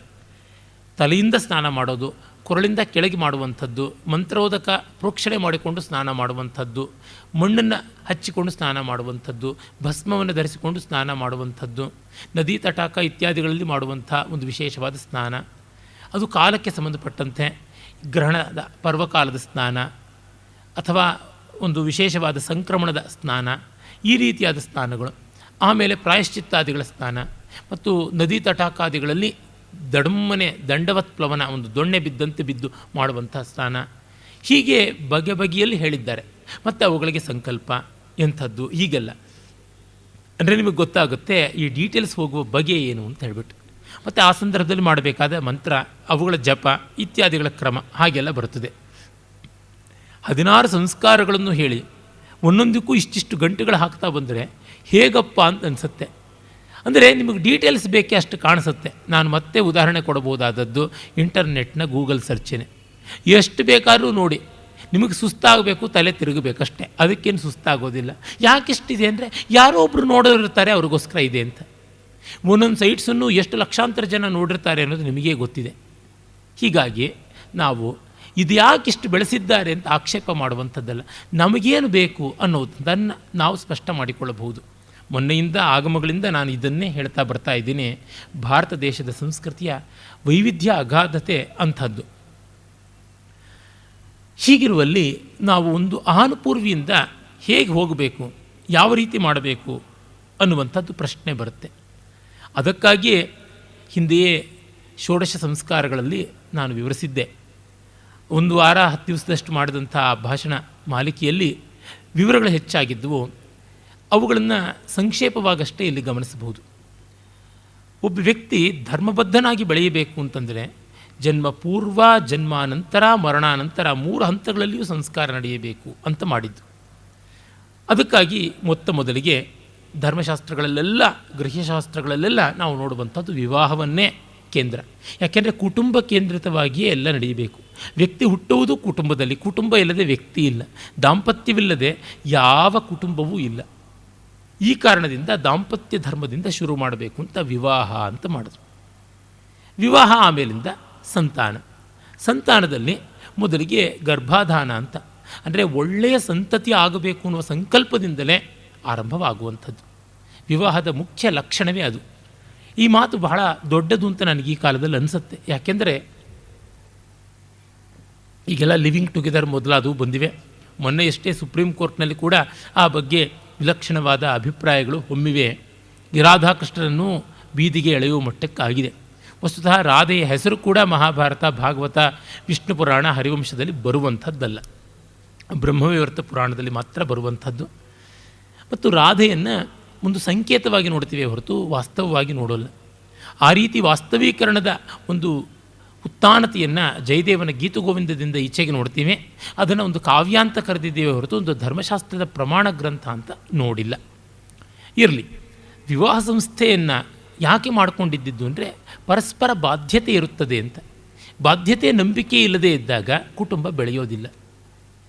ಕುಟುಂಬ ಬೆಳೆಯದೇ ಇದ್ದಾಗ ಸಮಾಜಕ್ಕೆ ಬೇಕಾಗಿರುವ ಮುಖ್ಯ ಸಂಗತಿ ಎಂದರೆ ಒಳ್ಳೆಯ ಪ್ರಜೆ, ಒಳ್ಳೆಯ ಸಂತಾನ. ಈಗ ನಮಗೆ ನೋಡಿ ದಕ್ಷಿಣ ಭಾರತದಲ್ಲಿ ಯುವಕರ ಸಂಖ್ಯೆ ಕಡಿಮೆ ಆಗ್ತಾ ಇದೆ. ಉತ್ತರ ಭಾರತದಲ್ಲಿ, ಅದರೊಳಗೂ ಉತ್ತರ ಪ್ರದೇಶದಲ್ಲಿ ಯುವಜನತೆಯ ಸಂಖ್ಯೆ ಹೆಚ್ಚಿದೆ. ದಕ್ಷಿಣ ಭಾರತದಲ್ಲಿ ವಯಸ್ಸಾದವರೇ ಹೆಚ್ಚು ಅಂತ ಒಂದು ಸಮೀಕ್ಷೆ ಹೇಳಿತ್ತು. ಯುರೋಪಿನ ಇಡೀ ಅದೇ ಒಂದು ಸಮಸ್ಯೆ ಇದೆ. ಜಪಾನ್, ಚೀನಾಗಳಲ್ಲಿ ಕೂಡ ಇಂಥ ಸಮಸ್ಯೆ ಇದೆ. ಅಮೇರಿಕಾದಲ್ಲಿ ಅಷ್ಟಿಲ್ಲ, ಭಾರತ ದೇಶದಲ್ಲಿ ಅಷ್ಟಿಲ್ಲ ಅಂತ ಅಂದಿದ್ದಾರೆ. ಆದರೆ ಸಮಾಜಕ್ಕೆ ದುಡಿಯುವಂಥ ಕೈಗಳು ಬೇಕು ಅಂದರೆ ಒಂದಷ್ಟು ಗೃಹಸ್ಥಾಶ್ರಮದ ವ್ಯವಸ್ಥೆಯನ್ನು ಕಾಪಾಡಬೇಕು. ಅದಕ್ಕಾಗಿ ಒಳ್ಳೆಯ ಪ್ರಜೆಗಾಗಿ ಮಾಡುವಂಥ ಪ್ರಯತ್ನವೇ ಗರ್ಭಾಧಾನ. ಅದಕ್ಕೆ ಒಂದಿಷ್ಟು ವಿಧಿವಿಧಾನಗಳನ್ನು ಹೇಳಿದ್ದಾರೆ. ಆಮೇಲೆ ನಾವು ನೋಡುವಂಥದ್ದು ಪುಂಸವನ. ಪುಂಸವನ ಗಂಡು ಮಗನೇ ಬೇಕು ಅಂತ, ಹೆಣ್ಣು ಮಗಳೇ ಬೇಕು ಅಂತ ಯಾಕೆ? ಪುಂಸವನ ಮಾಡದೇ ಇದ್ದರೆ ಹೆಣ್ಣು ಮಗಳು ಹುಟ್ಟುತ್ತಾಳೆ ಅಂತ. ಅದು ಕ್ರಿಯಾಲಾಘವ ದೃಷ್ಟಿಯಿಂದ ಮಾಡಿದ್ದೇ ಹೊರತು ಹೆಣ್ಣು ಕೀಳು ಅನ್ನುವಂಥ ದೃಷ್ಟಿಯಿಂದ ಅಲ್ಲ. ಈಗ ಅಕ್ಕಿಯಲ್ಲಿ ಕಲ್ಲು ಆರಿಸಿದ್ರೂ ಆಯಿತು, ಕಲ್ಲಲ್ಲಿ ಅಕ್ಕಿ ಆರಿಸಿದ್ರೂ ಆಯಿತು. ಅಕ್ಕಿ ಕಲ್ಲು ಎರಡೂ ಆರಿಸ್ತೀನಿ ಅಂದರೆ ಅವಿವೇಕಿ ಅಂತಂತಾನೆ. ಹೀಗಾಗಿ ಐದರ್ ದಿಸ್ ಆರ್ ದಟ್ ಅನ್ನುವಂತೆ ಮಾಡುವಂಥದ್ದು. ಹಾಗಾಗಿ ಪುಂಸವನ ಅಂತ ಇದೆ, ಸ್ತ್ರೀ ಸವನ ಅಂತ ಯಾಕಿಲ್ಲ ಅಂತ ಗಲಾಟೆ ಮಾಡಬೇಕಾಗಿಲ್ಲ. ಇದನ್ನು ಮಾಡಿದ್ರೆ ಆಗುತ್ತೆ, ಇದನ್ನು ಮಾಡದೇ ಇದ್ದರೆ ಇನ್ನೊಂದು ರೀತಿ ಆಗುತ್ತದೆ ಅಂದರೆ ಆಗಿ ಹೋಗಿಬಿಡುತ್ತದೆ ಅಲ್ವಾ. ಈಗ ಹಾಳೆ ಬೆಳ್ಳಗಿದ್ದರೆ ನೀವು ಬಿಳಿ ಬಣ್ಣನ ಮತ್ತೆ ಅದರ ಮೇಲೆ ಬಳಿಯೋಕ್ಕೆ ಹೋಗ್ತೀರಾ, ಕರಿ ಬಣ್ಣದಲ್ಲಿ ಯಾವುದೋ ಒಂದು ಗೆರೆ ಬರೀತೀರ. ಬ್ಲ್ಯಾಕ್ ಆ್ಯಂಡ್ ವೈಟಲ್ಲಿ ವೈಟ್ ಕಲರ್ನ ಪೇಪರ್ ಮೇಲೆ ಬ್ಲ್ಯಾಕನ್ನು ಬರೆದ್ರೆ ಸಾಕು, ವೈಟ್ ತಾನಾಗಿ ಅದರೊಳಗೆ ಆವೃತವಾಗಿ ಬರ್ತದೆ. ವಯಸ್ಸು ವರ್ಷ ಕಪ್ಪು ಬಣ್ಣದ ಒಂದು ಪತ್ರಿಕೆಯ ಮೇಲೆ ಬಿಳಿಯ ಬಣ್ಣ ಹಚ್ಚಿದರೆ ಸಾಕು, ಗೊತ್ತಾಗುತ್ತದೆ. ಯಾವುದು ಒಂದು ಮಾಡಿದ್ರೆ ಸಾಕು, ಇನ್ನೇನು ತೊಂದರೆ ಇಲ್ಲ. ಇಲ್ಲ ನಮಗೆ ಸ್ತ್ರೀ ಸಮನ್ವಯ ಬೇಕು ಅಂತಂದರೆ ಅದಕ್ಕೂ ಒಂದು ಕಲ್ಪ ಮಾಡಿಕೊಡೋಣ, ಅದೇನು ತೊಂದರೆ ಇಲ್ಲ. ಒಳ್ಳೆ ಯೋಗ್ಯಳಾದ ಮಗಳು ಹುಟ್ಟೋದಕ್ಕೆ ಬೇಕಾಗಿರುವಂಥ ಒಂದು ಕಾಮ್ಯ ಕರ್ಮಗಳು ಇದ್ದೇ ಇವೆ. ಅದಕ್ಕೆ ನಮಗೆ ಅಶ್ವಪತಿ ಕೇಕಯ್ಯನಿಗಿಂತ ದೊಡ್ಡ ಸಾಕ್ಷ್ಯ ಬೇಕಾಗಿಲ್ಲ. ಸಾವಿತ್ರಿಯಂಥ ಮಗಳನ್ನು ಪಡೆದವನೇ ಇದ್ದಾನೆ. ಅವನು ಬಯಸಿ ದೇವತೆಯ ಮೂಲಕವಾಗಿ ಪಡೆದದ್ದು ಹೆಣ್ಣು ಮಗುವನ್ನು, ಹೆಣ್ಣು ಮಗುವೇ ಬೇಕು ಅಂತ ಕೇಳಿ ಪಡೆದ ಅಂತ ಗೊತ್ತಾಗುತ್ತದೆ. ಆಮೇಲೆ ನಾವು ನೋಡುವಂಥದ್ದು ಸೀಮಂತೋನ್ನಯನ. ಆ ಗರ್ಭಿಣಿಗೆ ಬೈತಲೆಯನ್ನು ತೆಗೆದು ಅವಳಲ್ಲಿ ನೆಮ್ಮದಿಯನ್ನು, ಶಾಂತಿಯನ್ನು, ಸಂತುಷ್ಟಿಯನ್ನು ತಂದುಕೊಡುವಂಥ ವಿಧಾನ. ತನ್ಮೂಲಕ ಲೌಕಿಕವಾಗಿ ಬಳೆ ತೊಡಿಸುವಂಥದ್ದು, ಒಂದು ಸಂಭ್ರಮ, ಇವುಗಳೆಲ್ಲ ಅಲ್ಲಿ ಸೇರಿಕೊಂಡು ಬರ್ತವೆ. ನಮ್ಮ ಧರ್ಮಶಾಸ್ತ್ರಕಾರರು ಪ್ರತಿ ಹೆಜ್ಜೆಯಲ್ಲಿಯೂ ಕೂಡ ಅದರ ಒಂದು ವೈದಿಕವಾದ ಅಂಗ, ಲೌಕಿಕವಾದ ಅಂಗ ಎರಡನ್ನೂ ಹೇಳಿದ್ದಾರೆ. ಅತ್ರ ಗ್ರಾಮವೃದ್ಧಾ ಪ್ರಮಾಣಂ ಅನ್ನುವಂಥ ಮಾತು ಬರುತ್ತೆ ಆಪಸ್ತಂಬರಲ್ಲಿ. ಹಳ್ಳಿ ಮುದುಕಿಯರು ಈ ವಿಷಯದಲ್ಲಿ ಪ್ರಮಾಣ ಅಂತ. ಅಂದರೆ ಅವ್ರಿಗೆ ಗೊತ್ತಿರುತ್ತೆ ಶಾಸ್ತ್ರ. ಹೆಣ್ಣು ಮಕ್ಕಳಿಗೆ ಗೊತ್ತಿರೋ ಶಾಸ್ತ್ರ ಎಷ್ಟೋ ಬಾರಿ ಗಂಡಸರಿಗೆ ಗೊತ್ತಿರುವಂಥದ್ದಲ್ಲ. ಈಚೆಗೆ ನಾನು ಒಂದು ಪುಸ್ತಕ ಓದ್ತಾ ಇದ್ದೆ, ಇದು ಹೊಯ್ಸಳ ಕರ್ನಾಟಕ ಬ್ರಾಹ್ಮಣರ ಬಗ್ಗೆ ಇದ್ದಂಥದ್ದು. ಅಲ್ಲಿ ಕೆಲವೊಂದು ಆಚಾರಗಳು ನನಗೆ ಅಷ್ಟು ಸ್ಪಷ್ಟವಾಗಿ ಗೊತ್ತಿರುವಂಥದ್ದಲ್ಲ. ನಮ್ಮ ದ್ರಾವಿಡ ಸಂಪ್ರದಾಯದಲ್ಲಿ ಇಲ್ಲದ ಕೆಲವು ಆಚರಣೆಗಳೆಲ್ಲ ಅಲ್ಲಿ ಇರುತ್ತವೆ. ಉದಾಹರಣೆಗೆ ಮಲ್ನೀರು ಅಂತ ಹೇಳ್ಬಿಟ್ಟು ಅಂತಾರೆ, ಅದು ಏನು ಅಂತ ನಮಗೆ ಗೊತ್ತಾಗುವಂಥದ್ದಲ್ಲ. ಆ ಥರದ ಆಚರಣೆಗಳು. ಮತ್ತು ಇನ್ನೂ ಒಂದು ಕೈಮಂಡೆ ಅಂತ ಹೇಳ್ಬಿಟ್ಟು ಶ್ರಾದ್ದಾದಿಗಳಲ್ಲಿ ಹೇಳ್ತಾರೆ, ಅದು ಏನು ಅಂತ ಅನ್ನೋದು ನಮಗೆ ಗೊತ್ತಾಗೋದಿಲ್ಲ. ಆ ಥರದ್ದೆಲ್ಲ ಆ ಪುಸ್ತಕದಲ್ಲಿ ಇರುತ್ತೆ, ಅದನ್ನು ಓದಿ ತಿಳ್ಕೊಳ್ಬೇಕು ಅಂತ. ಅಲ್ಲೆಲ್ಲ ಮನೆಯ ಹಿರಿಯರಾದಂಥ ಮಹಿಳೆಯರು ಸಾಮಾನ್ಯವಾಗಿ ಗಮನಿಸಿಟ್ಟುಕೊಂಡು ಹೇಳ್ತಾರೆ. ಹೀಗೆ ಎರಡೂ ರೀತಿಯಲ್ಲಿ ಮಾಡ್ತಾಯಿದ್ರು. ಅಂದರೆ ಒಂದು ತಾತ್ವಿಕವಾದದ್ದು, ಮತ್ತೊಂದು ಸಾಮಾಜಿಕವಾದದ್ದು, ಎರಡೂ ನಡೆಯಬೇಕು ಅನ್ನುವಂಥ ದೃಷ್ಟಿಯಿಂದ ಬಂದದ್ದು. ಆಮೇಲೆ ನಾವು ನೋಡುವಂಥದ್ದು ಸೀಮಂತೋನ್ನಯನ, ಪುಂಸವನ, ಸೀಮಂತೋನ್ನಯನ ಆದಮೇಲೆ ನಾವು ನೋಡುವಂಥದ್ದು ಜಾತಕರ್ಮ. ಮಗು ಹುಟ್ಟಿದ ತಕ್ಷಣ ಮಾಡಬೇಕಾದ ಕರ್ಮ.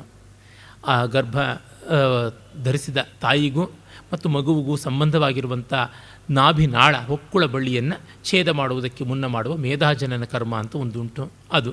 ಮತ್ತು ಬಿಳಿಯ ಎಳ್ಳಿನಿಂದ ಮಾಡಬೇಕಾದ ಹೋಮ ಏನು, ಈ ಥರದ್ದೆಲ್ಲ ಇವೆಲ್ಲ ಸಣ್ಣ ಸಣ್ಣ ಆಚರಣೆಗಳು. ಅಂದರೆ ಒಂದು ವಿಶೇಷವಾದದ್ದು, ಒಂದು ಹೊಸ ಜೀವವನ್ನು ಸ್ವಾಗತಿಸುವಂಥ ಪ್ರಯತ್ನವಾಗಿ ಬಂದದ್ದು. ಮತ್ತು ಅದಕ್ಕೆ ಆನುಷಂಗಿಕವಾದ ಬೇರೆ ಪ್ರಯೋಜನಗಳು ಉಂಟು. ಅಂದರೆ ಬಾಣಂತಿಯ ಮನೆ ಶುದ್ಧವಾಗಿರಬೇಕು. ಅದಕ್ಕೆ ಈ ಶ್ವೇತಸರ್ಷಪ ಮೊದಲಾದಂಥ ಧಾನ್ಯಗಳನ್ನು ಹಾಕಿ ಹೋಮ ಮಾಡಿದ್ರೆ ಆ ಹೊಗೆಯಲ್ಲಿ ಆ್ಯಂಟಿಸೆಪ್ಟಿಕ್ ಆದಂಥ, ಡಿಸ್ಇನ್ಫೆಕ್ಟೆಂಟ್ ಆದ ಒಂದು ಮೌಲ್ಯವೂ ಇದೆ ಅನ್ನೋದು ಆಯುರ್ವೇದಾದಿಗಳಿಂದ ಸಾಬೀತಾಗಿರುವಂಥದ್ದು. ಅದೆಲ್ಲ ನಮಗೆ ಪ್ರಯೋಜನಕ್ಕೆ ಬರುವಂಥದ್ದು ಅಂತ. ಆಮೇಲೆ ನಾವು ಮಗುವನ್ನು 11ನೇ ದಿವಸ ಅಗ್ನಿಗ್ರಹಕ್ಕೆ ತೆಗೆದುಕೊಂಡು ಹೋಗಿ ಅಗ್ನಿದೇವತೆಗೆ ಪರಿಚಯ ಮಾಡಿಕೊಡುವಂಥದ್ದು. ಅಂದರೆ ಮನೆಯ ಯಜಮಾನ ಅಗ್ನಿರ್ಗೃಹಪತಿ ಅಂತ ಯಜಮಾನನಾದ ಅಗ್ನಿಗೆ ಈ ಮಗುವನ್ನು ಪರಿಚಯ ಮಾಡಿಕೊಡುವುದು. ಮತ್ತು ವಿಷ್ಣು ಬಲಿ ಅಂತ ಹೇಳಿಬಿಟ್ಟು ಸೂರ್ಯನಿಗೆ ಮಗುವನ್ನು ಪ್ರದರ್ಶನ ಮಾಡುವಂಥದ್ದು. ಪ್ರತಿ ದಿವಸವೂ ಸೂರ್ಯನ ಬೆಳಕಿಗೆ ಒಡ್ಡಬೇಕು ಅಂತ. ಅದರೊಳಗೆ ಒಂದು ವೈದ್ಯಕೀಯವಾದ ಅಂಶವೂ ಉಂಟು. ಅದು ವಿಟಮಿನ್ ಎ ಡಿ ಮೊದಲಾದವು ಸೂರ್ಯನ ಬೆಳಕಿನಲ್ಲಿರುವಂಥದ್ದು ಮಗುವಿಗೆ ಮೈಗೂಡಲಿ ಅನ್ನುವಂಥದ್ದು ಕೂಡ. ಅದಾದ ಮೇಲೆ ನಾವು ನೋಡುವಂಥದ್ದು ಕರ್ಣವೇದ. ನಾಮಕರಣ ಕೂಡ ಬರ್ತದೆ. ನಾಮಕರಣವನ್ನು ಅಭಿನಿಷ್ಕ್ರಮಣದ ಸಂದರ್ಭದಲ್ಲೇ ಮಾಡ್ತಾರೆ, ಹೆಸರಿಡುವಂಥದ್ದು. ಆ ಹೆಸರನ್ನ 5 ಹೆಸರಿಡಬೇಕು ಅಂತ ಇಷ್ಟನಾಮ, ಅಂಕಿತನಾಮ, ವ್ಯವಹಾರನಾಮ, ಗೂಢನಾಮ ಅಂತೆಲ್ಲ ಉಂಟು. ಹೀಗೆ ಇಷ್ಟನಾಮ ಒಂದು, ಮತ್ತು ನಕ್ಷತ್ರನಾಮ ಒಂದು, ನಕ್ಷತ್ರಾನುಸಾರಿಯಾಗಿಡುವಂಥದ್ದು. ಎಷ್ಟೋ ಬಾರಿ ನಕ್ಷತ್ರಾನುಸಾರಿಯಾಗಿ ಹೆಸರನ್ನಿಡೋಕ್ಕಾಗೋಲ್ಲ, ವಿಕಾರವಾಗಿರುತ್ತೆ. ಈಗ ಲೇ ಅನ್ನುವಂಥ ಅಕ್ಷರ ಬಂದುಬಿಡ್ತು. ಅಶ್ವಿನಿ ನಕ್ಷತ್ರದಲ್ಲಿ ಚೀಚೆ, ಚೋಲ, ಅಶ್ವಿನಿ ಅಂತ ಹೇಳ್ಬಿಟ್ಟು ಬರುತ್ತೆ. ಚೋ ಅಂತ ಬಂದರೆ ಗಂಡು ಹುಡುಗನಿಗೆ ಏನಂತ ಹೆಸರಿಡೋದು? ಚೋ ಅನ್ನೋದಕ್ಕೆ ಕಷ್ಟ ಆಗುತ್ತೆ, ಚೋಳ ಅಂತ ಇಡಬೇಕು. ಹಾಗಾಗಿ ಅದನ್ನು ನಕ್ಷತ್ರನಾಮ ಅಂತ ಒಂದು ಗುಟ್ಟಾಗಿ ಇಡ್ತಾರೆ. ಅದರಿಂದ ಇಷ್ಟನಾಮ ಒಂದು, ವ್ಯವಹಾರ ನಾಮ ಒಂದು, ಮುದ್ದಿನ ಹೆಸರು ಇಷ್ಟನಾಮ, ಲೋಕ ವ್ಯವಹಾರಕ್ಕೆ ಒಂದು ವ್ಯವಹಾರನಾಮ, ಮತ್ತು ನಕ್ಷತ್ರನಾಮ ಒಂದು, ಮತ್ತು ರೂಢನಾಮ ಲೋಕದಲ್ಲಿ ರೂಢವಾಗುವಂಥದ್ದೊಂದು, ಮತ್ತು ಅದು ರಹಸ್ಯನಾಮ ಅಥವಾ ಗುಪ್ತನಾಮ ಅಂತ ಅಭಿಚಾರ ಮಾಟ ಇತ್ಯಾದಿಗಳು ಅವನ ಮೇಲೆ ಆಗದೇ ಇರಲಿ, ಆ ಹೆಸರಿಂದಲೇ ಅವನಿಗೆ ಅದರಿಂದ ಏನೂ ತೊಂದರೆ ಬರದೇ ಇರುವಂತೆ ಕಾಪಾಡುವಂಥದ್ದು ಒಂದು ನಂಬಿಕೆ. ಹೀಗೆಲ್ಲ ಇಡುವಂಥದ್ದು. ಮತ್ತು ಅದಕ್ಕೆ ಬೇಕಾದ ಲೌಕಿಕವಾದ ಸೊಗಸು, ಸಂತೋಷಗಳು ಇವೆಲ್ಲ. ಅದಾದ ಮೇಲೆ ಕರ್ಣವೇಧದಲ್ಲಿ ಕಿವಿ ಚುಚ್ಚುವಂಥದ್ದು, ಕರ್ಣಾಭರಣವನ್ನು ತೊಡಿಸುವಂಥದ್ದು ಗಂಡಾಗಲಿ ಹೆಣ್ಣಾಗಲಿ ಮಾಡುವುದುಂಟು. ಆಮೇಲೆ ಅನ್ನಪ್ರಾಶನ, ಅದಾದ ಮೇಲೆ ಚೂಡಾಕರಣ, ಹುಟ್ಟುಗೂದಲನ್ನು ತೆಗೆಸುವಂಥದ್ದು, ಅದನ್ನೇ ಚೌಲ ಅಂತ ಕರೀತಾರೆ.